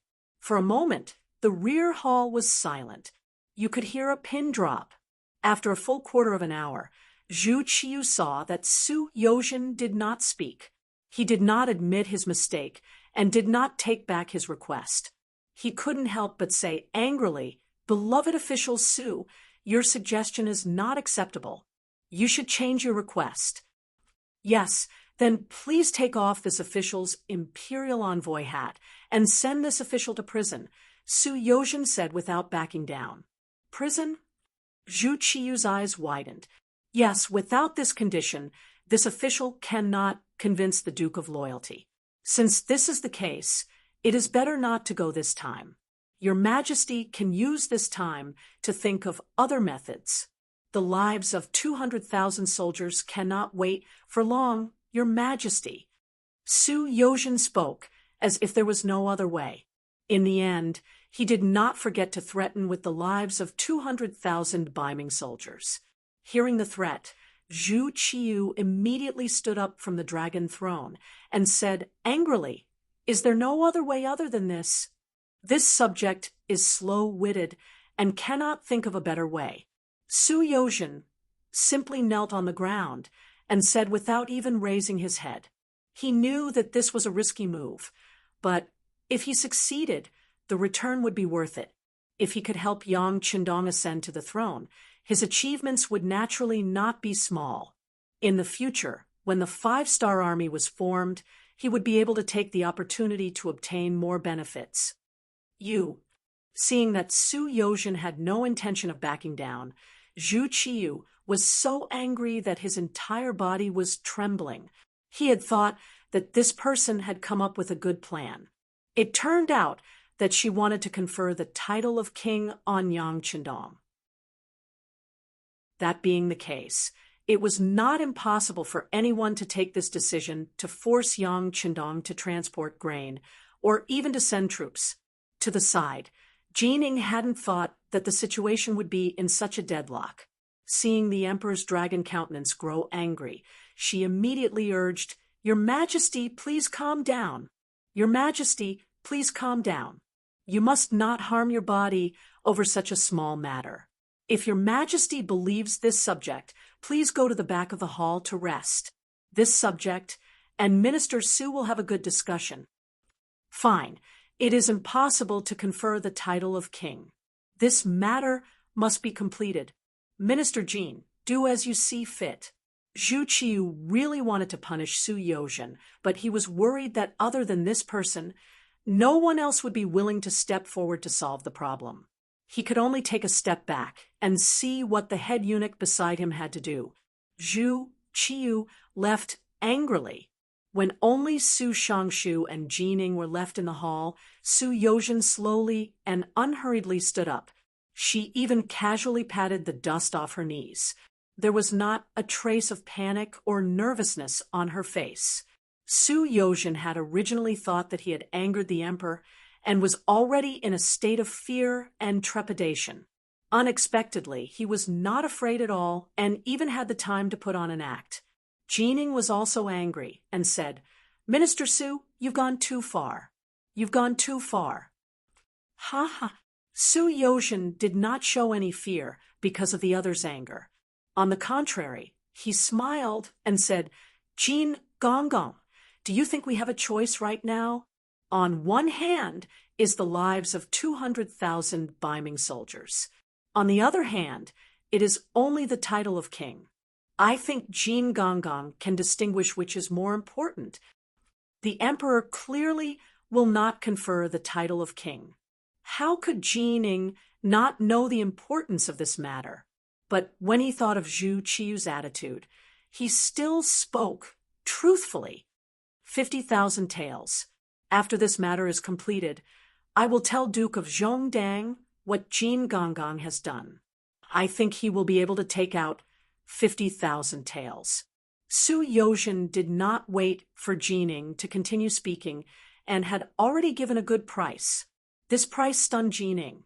Then he said with a suspicious expression, "Could it be that Minister Su is one of Duke of Zhongdang's people?" Haha, what a joke! Su Yozhen's expression did not change, and his heart did not skip a beat. Everyone knows what I have done to Duke of Zhongdang in the past. How could I be one of his people? This minister only thinks that this should be what Duke of Zhongdang wants. When the time comes, taking the opportunity to ask for some silver taels should not be excessive. Duke of Zhongdang is rich. I think many people know this. This explanation temporarily dispelled Jin Ying's misgivings. When he thought about it, it was true. Yang Qindong had wanted the title of king for a long time. This was something everyone knew. Su Yozhen was just using his title. But when he thought of the emperor's angry expression just now, he said inwardly, the matter of being conferred the title of king is not a child's play. I'm afraid the emperor will not agree so easily. 100,000 taels. Once again, Su Yozhen took the initiative to raise the price. This time, there was a trace of seriousness in her tone. This is already the upper limit. I'm afraid that even if this minister personally makes a move, I can only obtain this from Duke Zhongdan. I have given my own share to Duke Gong. If it really doesn't work, then there is no need to discuss anymore. If the emperor is angry at me because of this, then this minister will accept it. Once I leave the palace, I will go to the prison and not trouble others. The benefits doubled again, reaching 100,000 taels of silver. Jining, who had already been moved, was completely defeated by the money. His expression changed again and again. He thought to himself, it was just conferring Yang Qindong the title of king with a different surname. It was not like he was handing over the country to him. He could get 100,000 taels of silver. That was half of his wealth. At the same time, he could solve the emperor's problem. Why not? Jining did not immediately speak. After Su Yozhen saw this, he knew there was a chance. He continued, the matter of conferring a title of king with a different surname has already been broken by the southern Ming sect. We, Ming, are just following suit. It is not much. Besides, even if it is a title of king, we can still do something about it. Oh, what is there to do? Jining was interested. Although he was someone Zhu Qiu trusted very much, if he wanted to convince the other on such a big matter, he needed a good reason. Su Yozhen knew this meant that Jining had agreed. Now, it was time to solve the problem from a practical point of view. He immediately said what he was thinking. Jin Gonggang, since ancient times, the title of king has been given based on the fief. Then we can give the Duke of Loyalty the title of Bugnam of Gojoseon. This is equivalent to us giving him the fief of the southern wastelands. At that time, the one who will have a headache will be Ing's sect. What loss will we have? Bugnam of Gojoseon. Hearing this title, Jining could imagine how angry the southern Ming emperor would be after this matter. He might even be furious. This should be what the emperor wanted to see. He could vent the emperor's anger and resolve the crisis in front of him. He could even get 100,000 taels of silver. No matter how he looked at it, this was a suitable transaction. At this moment, a smile appeared on his face. Then he and Su Yozhen burst out laughing together. After Jining was convinced, he turned and walked towards the back of the hall. He didn't know what method he used. Perhaps Zhu Qiu just wanted a way out. In any case, an hour later, Su Yozhen waited for Jining, who was holding the imperial edict. Minister Su, the emperor is wise and decisive. He has already agreed to confer the title of Bugnam of Gojoseon to the Duke of Loyalty. This is the imperial edict. Jin Ing raised the imperial edict in his hand with a proud expression. Jin Gonggang is very capable. Su Yozhen gave him a thumbs up and sincerely praised him. Such an important matter as being conferred the title of prince was actually done by a single eunuch. It had to be said that the power of the eunuchs was truly heaven-defying. Just as Su Yozhen was about to reach out and take the imperial edict, Jining suddenly put the edict behind his back and said, "Minister Su, it is too late. The emperor has another request. This time, all of the grain needed in Sanbuchuan City will be provided by the Duke of Loyalty.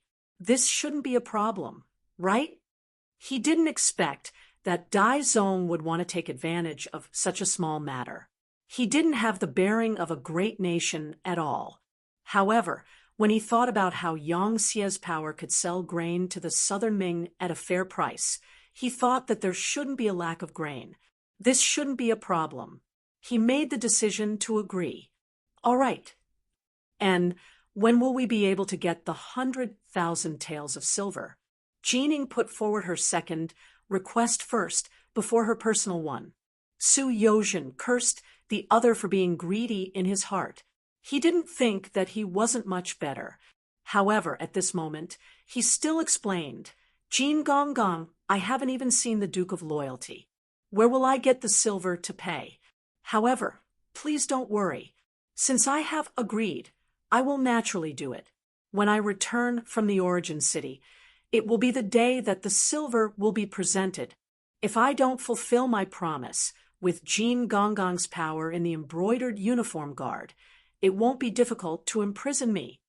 "Ha, Minister Su, what are you saying? I was just joking just now."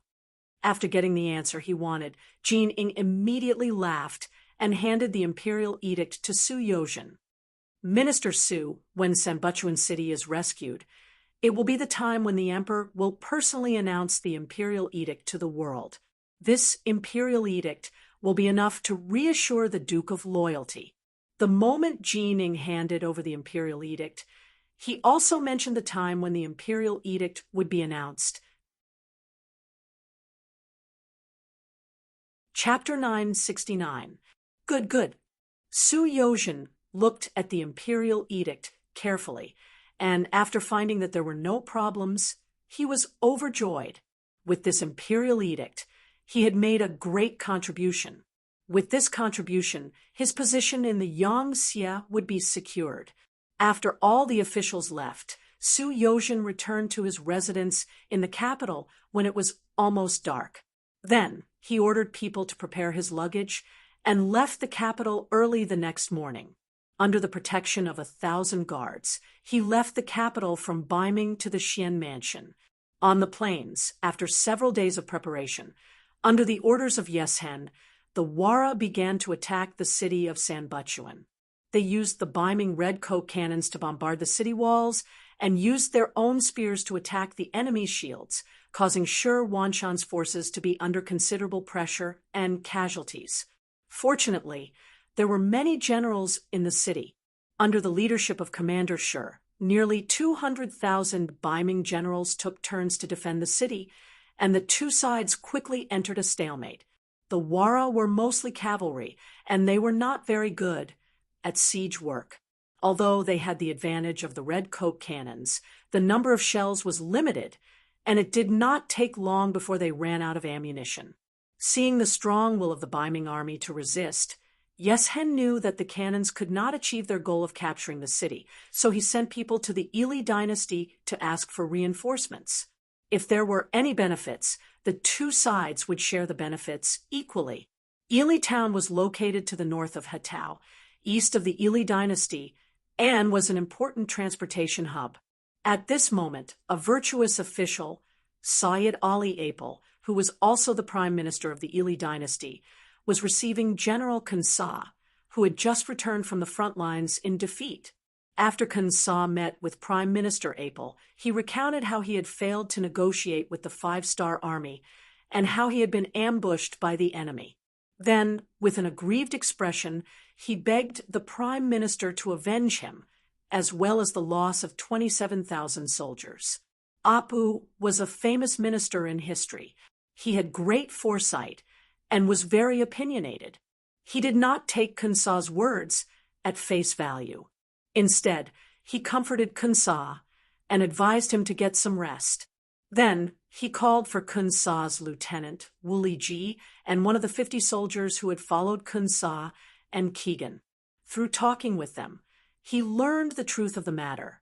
Seated alone in his residence, Arap had an extremely complicated expression on his face. He had already investigated the matter. First, he and Keegan spoke rudely, which led to their nose being cut off. Then, they thought they knew the truth about the Five-Star Army and wanted to launch a night attack. In the end, they were ambushed and defeated.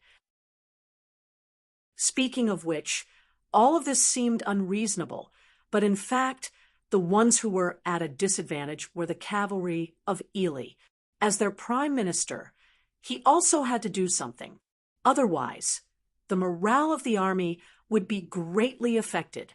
If that was the case, it would be difficult to lead the army. In front of him was all the information about the Five-Star Army sent by the Scouts and Intelligence Department. Arap received an answer. The Five-Star Army was powerful and had great financial resources. They were an extremely difficult opponent to deal with, especially the speed of their development. It gave people a feeling of stupefaction. He even had a premonition that if he allowed the Five-Star Army to continue developing like this, he was afraid that there would be a day where a huge battle would break out between him and the Five-Star Army. If that was the case, it would be impossible for him not to fight even if he wanted to. Since there was going to be a battle sooner or later, why not take advantage of the fact that the other party wasn't ready for a bloody battle? Even if they couldn't destroy the Five-Star Corps, they could use this battle to deplete the other party's strength and give themselves more time to develop. Arap was a very far-sighted person. It was like when others could only see one step ahead, he could already see 2 steps ahead. For the future, in order to maintain the general situation of the grassland, he finally made preparations to attack the Five-Star Army. Arap, who had not slept the whole night, welcomed General Kansa, who had rested for the night. The Prime Minister then said in a very confident tone, "The Five-Star Army has used despicable means to hurt our army. If we can tolerate this, what else can we do? For the sake of Ili's dignity, this time we must teach them a lesson." "The Prime Minister is wise," Kansa said excitedly after he received the support. "Ah," Arab nodded and changed the topic. "It's just that the five-star army is not so easy to deal with. Since we are going to fight, we must find a way to win. An alliance with the world of Wara is inevitable. How about this? Our army will go to the Shajing area first and discuss with Chief Yeshen before we fight." This general obeys. When Kansa saw that this was going to be a big fight, he was so excited that his face turned red. It was time for him to make a contribution and take revenge. This time, the Kingdom of Ili sent a total of 180,000 troops at Yeshen's request. Apart from the 10,000 cavalry, 20,000 infantry, and 30,000 cavalry that were killed by the five-star army, the rest of the 100,000 cavalry and 50,000 infantry were all brought to the battlefield. This time, in order to achieve the goal of severely damaging the five-star army in one attack, Prime Minister Arab gave the order, and the 150,000 troops set out from Ili City to the Shajing area, which was a few hundred miles away. In the Hatau area, only General Bo-Mir from the world of Wara and his 80,000 cavalry and 20,000 infantry were left. Even so, the Datong soldiers were still scared into hiding in the Ningxia garrison and did not dare to take a step out. After all these years of development, Yeshen's strength had also grown. He now had a total of 270,000 troops, of which 20,000 were infantry, and the rest were cavalry. Other than the 100,000 troops that were left behind to guard the Hatau area, he still had 170,000 cavalry soldiers. Most of them were brave warriors who could fight in battle, so they were not to be underestimated. It was a pity that cavalry soldiers were good at destroying their opponents while moving. Siege warfare like this was not their forte. Just like now, even after using up all 100 of the Baiming's redcoat cannons, they were still unable to take down Sanbu Lachuan. At this moment, they could only sigh as they looked at the heavily damaged city not far away. Reporting Lord Chief, the Prime Minister of the Ili Kingdom, Ali Pu, personally led a total of 150,000 soldiers from Ili Kingdom towards us from Ili Kingdom. The scout half knelt and reported the battle situation. "Arab is here? Ha ha, good. With them, it won't be difficult to capture Sanbuchuan City. Ha ha ha." Hearing this, Yi Xian was naturally overjoyed. Truly, a pillow came when one was sleepy. At the same time, in the Yang residence in Genesis City, Yang Qindong received a report from the scouts on the front lines. The report stated that Ali Pu was leading 150,000 soldiers to the Shajing region, but his intentions were unclear. Standing in front of the sand table, Yang Qindong stood there for a long time, but he did not understand the main point. He was thinking about a question. Who was the target of the Ili army this time? If they were coming for the Baiming army, then why didn't they come with Yeshen? Why did they only come after the vanguard suffered a loss? Was it possible that they were here to take revenge? Did they really have the guts to do so? As the saying goes, the ignorant are innocent. The power of the five-star army was known by the nearby grassland tribes. Therefore, the five-star army had long become an existence that no one dared to provoke. But because the distance was too far, the Ili army did not know the real situation of the five-star army. Without understanding the situation, they might really do something stupid. Before he could figure this out completely, his personal telegrapher, Wang Shan, sent another telegram from the Security Bureau of the Northern Ming dynasty. It explained in detail what happened in the imperial court of the Northern Ming dynasty and how Su Yozhen, the minister of the Ministry of Justice, asked to come to Shur City to persuade him to provide provisions to Sanbuchuan City. Interesting. Looking at this telegram, Yang Qindong's eyes flashed with a meaningful smile. He had a feeling that Su Yozhen must have come to give him some good news.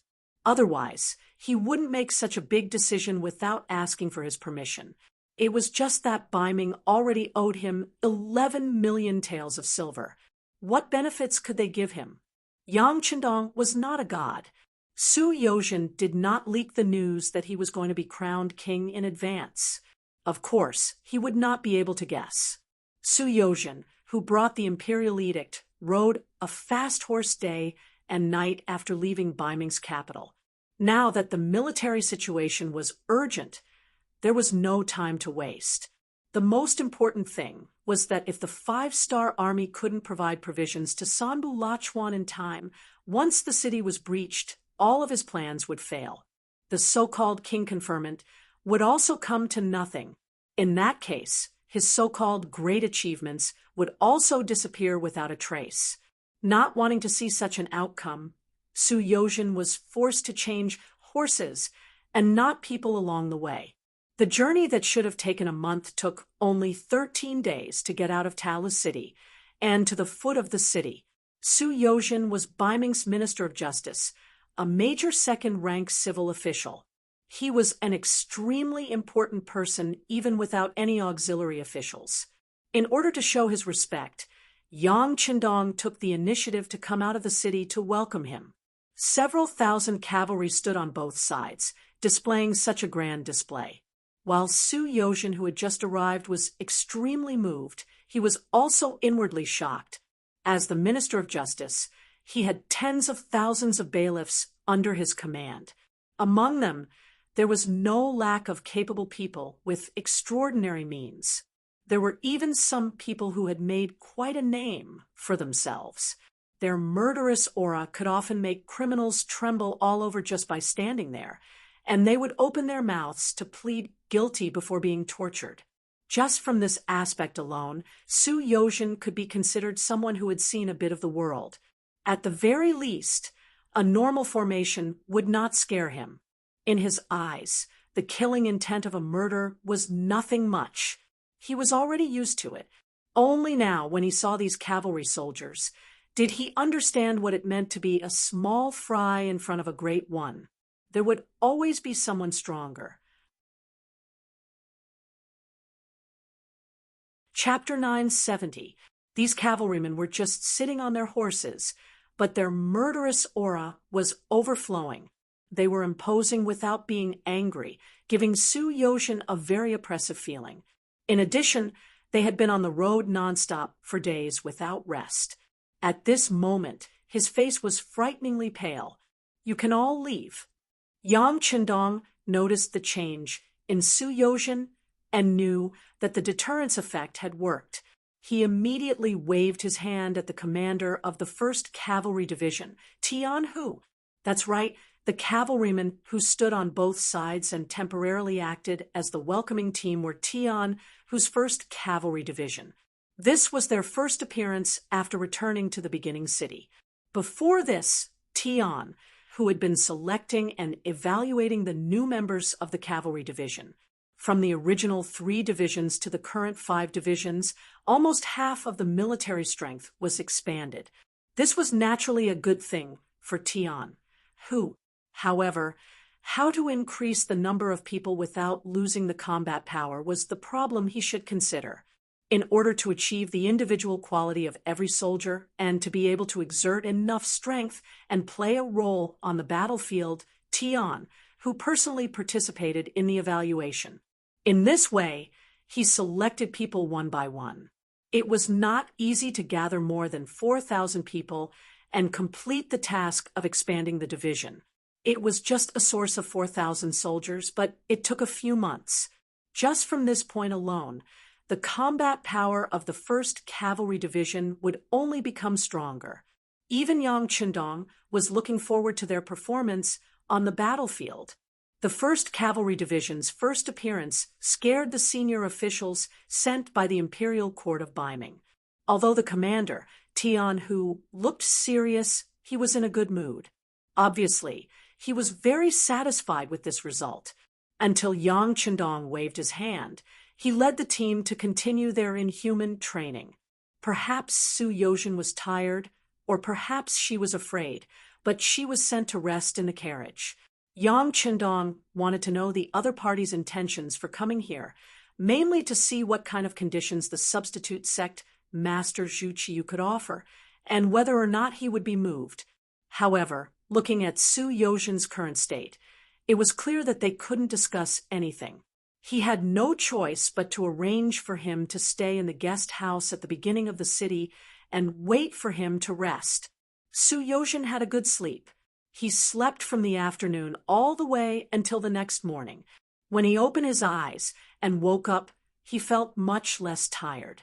At this moment, it could be said that his ears and eyes were sharp, and he was full of energy. After waking up early in the morning and changing into clean clothes, Su Yozhen was attracted by the hawkers outside the guest house. He decided not to ask someone to prepare breakfast.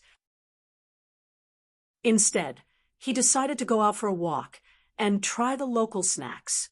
Under the protection of a squad of soldiers in the open and in the dark, Su Yozhen came to the street.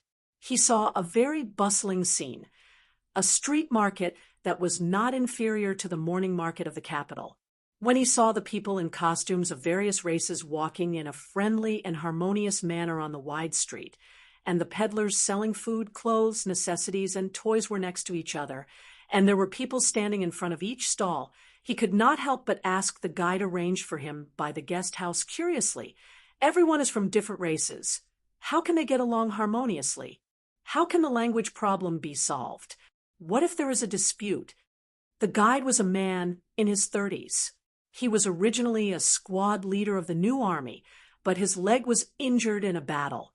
He could not gallop freely on a horse, so he retired and worked in the guest house. As someone who had seen much of the world, he had received countless guests and encountered all kinds of questions. He was not surprised by Su Yozhen's curiosity at all. Instead, he explained with a face full of enthusiasm, "Sir, please rest assured. The language problem has long been regulated. When you enter the first city, you must speak Chinese in public. For this reason, there is a special Chinese class for everyone to learn, and it is free. In the first city, only after learning Chinese can one be allowed to do business. When everyone speaks Chinese, there is naturally no problem of language barriers. Once there is a dispute, there will be special management personnel to judge who is right and wrong. However, at the same time, any fighting is prohibited in the city. Otherwise, no matter who is right or wrong, they will be severely punished." Facing the guide with a smile, Su Yozhen first nodded and then shook his head. There were also laws in the capital. If one did something bad or wrong, one would be locked up in the Ministry of Justice. However, such things could not be eliminated. Why was there also a law to regulate it? It seemed that the public security in the first city was very orderly. Until now, he had not seen a case of an argument, let alone a fight. Huai Yu was puzzled and could not help but ask again, "The law here must be very strict, right?" It was no wonder that Su Yozhen would have such a thought. If the law was not strict, there would definitely be people who could not help but suppress their temper and violate the law. Only harsh laws could make people have no choice but to restrain their temperament under high pressure. "Sir, you're right. The law in the first city is quite strict. Once someone makes a mistake, the lightest punishment is a warning, and the heaviest punishment is a beheading." The guide nodded and answered with a straight face, "Beheaded? That will make everyone afraid from the bottom of their hearts." Su Yozhen said this as the Minister of Justice. As soon as he finished speaking, the guide beside him shook his head. "Sir, you're wrong. Although there is the crime of being beheaded, in fact, there are very few people who are beheaded. After all, if they are not vicious and evil people, they won't be sentenced to such a heavy sentence. In fact, what everyone is most afraid of is being kicked out of the first city and being ordered to never enter all the cities under the jurisdiction of the five-star army. This is the most unacceptable thing for ordinary people. Being expelled Although this is also a heavy sentence, it doesn't seem to be a very serious matter. Su Yozhen had a look of disagreement on her face. It's just being kicked out of the city. Isn't there a saying in the underworld that if there's no place for you, there will be a place for you? No, no. Sir, you don't know, but all the cities under the control of the Five-Star Army are guaranteed safety. Once you enter such a city, it's equivalent to having a guarantee of safety. This guarantee is something that the grassland people didn't have in the past. They're used to wandering around, especially in recent years. They're even prepared to have a machete on their necks in the middle of the night when they sleep at night. This makes them feel too insecure. And this sense of security happens to be given to everyone by the Five-Star Army. Therefore, the right to live in the city is precious to many people. At this point, the guide introduced with a smile. Sir, if you don't believe me, you can go and see if the people in the city have a relaxed smile on their faces. This is the charm of the Five-Star Army city because everyone knows that as long as they abide by the law here, no one will threaten their safety. They can also live a happy life with their hands. Isn't this what the ordinary people need? The words "what the ordinary people need" caused Su Yozhen's face to turn red. Indeed, what the ordinary people wanted was to have food to eat, clothes to wear, and a house to sleep in. As long as these conditions were met, they would usually become very obedient under normal circumstances. However, this simple request wasn't something that all governments could fulfill. They continued to walk on the street, looking and carefully observing. Just as the guide said, most of the ordinary people had a very natural and relaxed smile on their faces. This kind of smile was rare even in the capital of Ming. It had been less than 3 years since the establishment of the first city, but now it was so prosperous. Just on this point, Su Yozhen had to admire Yang Qindong's ability. This made him even more determined to follow in Yang Qindong's footsteps and not waver easily. After having breakfast on the street, he found time to chat with some ordinary people. After having a clearer understanding of the situation in the first city, Beta Persei appeared beside him. Minister Su, you're in a good mood. Ah, it's Brother Beta Persei. Did the Duke of Loyalty summon me?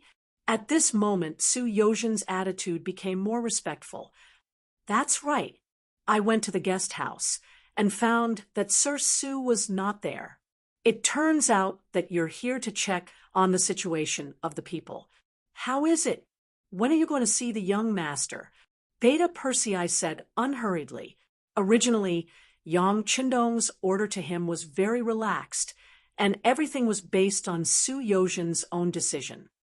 I'll go now. Su Yozhen held a copy of the First City's Yang report in his hand and raised his arm. From this newspaper, he had a clearer understanding of the situation in the first city. He had a clear understanding that this was indeed a developing and thriving city. Although its foundation was still lacking, it was full of vitality. Anyone with a little knowledge could see its potential. In particular, Yang Baozhong had specially opened a current affairs column, which clearly talked about the war that was going on in Sambuchuan City hundreds of miles away. Everything was written on the surface, but there was not the slightest bit of panic in the first city. This alone was something that the capital of Ming could not compared to the people there who were afraid of war. And the imperial court had to block all unfavorable news of the war. The calmness of the people here surprised Su Yozhen. They were not afraid of war. What kind of courage was this? How did Yang Qindong do this? All of this made Su Yozhen curious. Now he wanted to see Yang Qindong and get an answer. Okay, Sir Su, please come with me. Yang Air smiled as he led the way. Su Yozhen was in the middle of the group. It was unknown but many soldiers in civilian clothes had appeared behind her. They were protecting her very tightly. After all, Su Yozhen came to represent the face of Ming. There must be no accidents. Chapter 971. In the Yang residence, various fruits had already been placed on the stone table in the courtyard, and the freshly brewed tea leaves were still steaming. When Su Yozhen arrived, she saw Yang Qindong looking at Yang Bao leisurely. This was almost a daily homework for Yang Qindong. He would learn about what happened yesterday through the newspaper. If he thought something was important, he would pay extra attention to it. When necessary, he would order people to deal with it. This not only made him closer to the people, but also gave them a sense of loyalty and courage, which increased the importance of Yang Bao in the first city. "Young master, Lord Su is here." Beta Persei's voice could be heard from a distance. When Yang Qindong turned his head, he saw Su Yozhen standing there respectfully a few steps away. His head was slightly lowered, and he looked like a subordinate meeting a superior. Yang Qindong was not surprised that Su Yozhen would have such an attitude. With the reminder that he had personally gone to Ming's capital last time, and seeing the prosperity of the first city this time, as long as there was nothing wrong with his brain, he would know what kind of attitude he should have after seeing him. "Come, Minister Su, come and take a seat." Yang Qindong waved his hand while he was still far away. Su Yozhen quickly agreed and hurried over. As he walked forward, Yang Qindong's voice could be heard again. "Beta Persei, pass down the order. If there is nothing particularly important this morning, the young master will not see any guests." "Understood." Beta Persei agreed and left. Soon, there was the sound of the courtyard door closing behind him, indicating that Yang Qindong was going to have a long talk with him. Su Yozhen hurried over and sat down opposite Yang Qindong. When he looked up, his eyes were filled with curiosity, doubt, and even admiration. Yang Qindong saw Su Yozhen's performance from the corner of his eyes and smiled in his heart. If a capable person wanted to control him, he would have to show more ability. Clearly, he had done it now. "Minister Su, you've traveled thousands of miles to come here. You must have something to teach me, right? But I wonder if it's good news?" "It's good news. Good news, great news, sixth young master." After being stared at by Yang Qindong, Su Yozhen's original intention of playing with him disappeared. She stretched out her hand and took out her trump card, the imperial edict that conferred the title of king. His original intention to bargain was no longer there.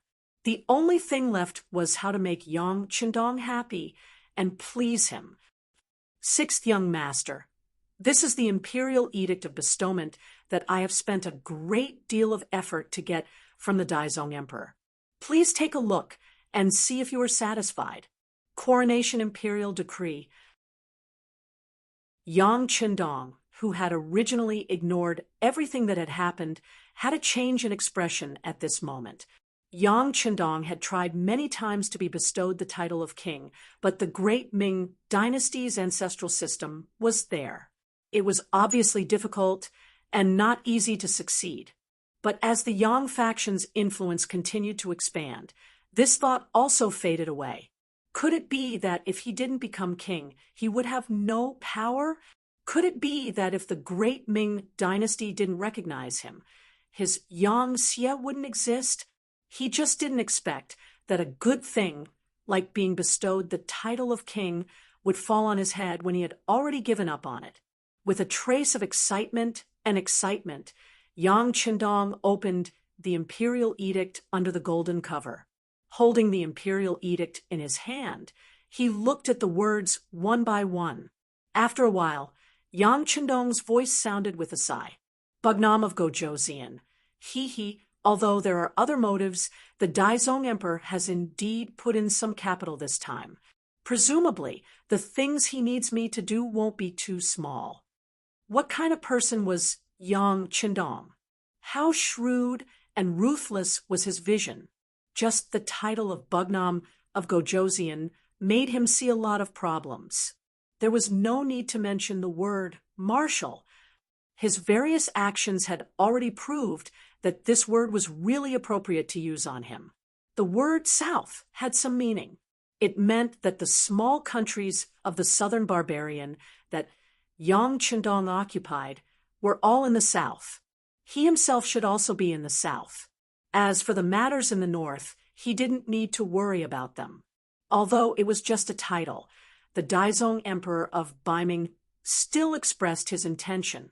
That was, he hoped that Yang Chendong wouldn't stay in the north and would go to the south to cause trouble for the southern Ming. The sixth young master. This title was reported to the Daizong Emperor after much consideration. I think this is the only way for this title to be granted. If there is anything inappropriate, I hope that the sixth young master will forgive me.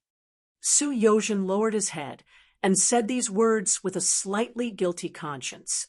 He couldn't tell if Yang Chendong really liked this title, but he didn't dare to hide the things that should be said. He also had to express the attitude that should be expressed. Feeling Su Yozhen's cautiousness, he sighed in admiration. This person was indeed worthy of being a powerful official in history. His ability to observe people's expressions and see through people's hearts was truly extraordinary. However, since he was already granted the title of king, his wish had been fulfilled. As for the title of king, he didn't really care. Could it be that if he was granted the title of Bugnam of Gojoseon, he would only be able to move about in the south? Turning his head, he folded the imperial edict and put it aside. Yang Chendong's face revealed a sincere smile. What is Minister Su saying? Being granted the title of king is enough. What is inappropriate about it? Don't think too much. Come, let me toast you with tea in place of wine. I don't dare, I don't dare, Su Yozhen said as he stood up.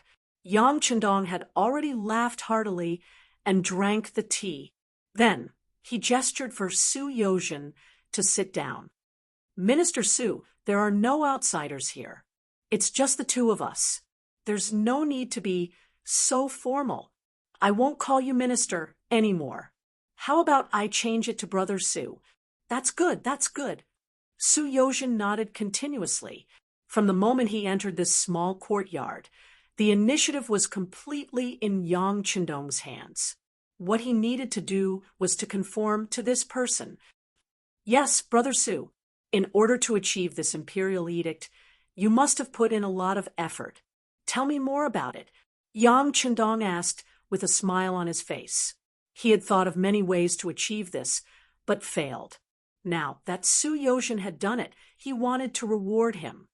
Yes, sixth young master. The situation is like this. Su Yozhen knew that this was not the time to be polite. He told him about his proposal in the imperial court, as well as the discussion he had with the emperor and eunuch Jining in the back of the palace. Yang Chendong sat there and listened attentively. From time to time, he would nod and cooperate with Su Yozhen's speech. When Su Yozhen stopped talking, he laughed loudly and said, "You only gave Jining 100,000 taels of silver in exchange for the title of king?" "Yes, that's the only condition." Su Yozhen nodded, but he was shocked. He knew that Yang Chendong was rich.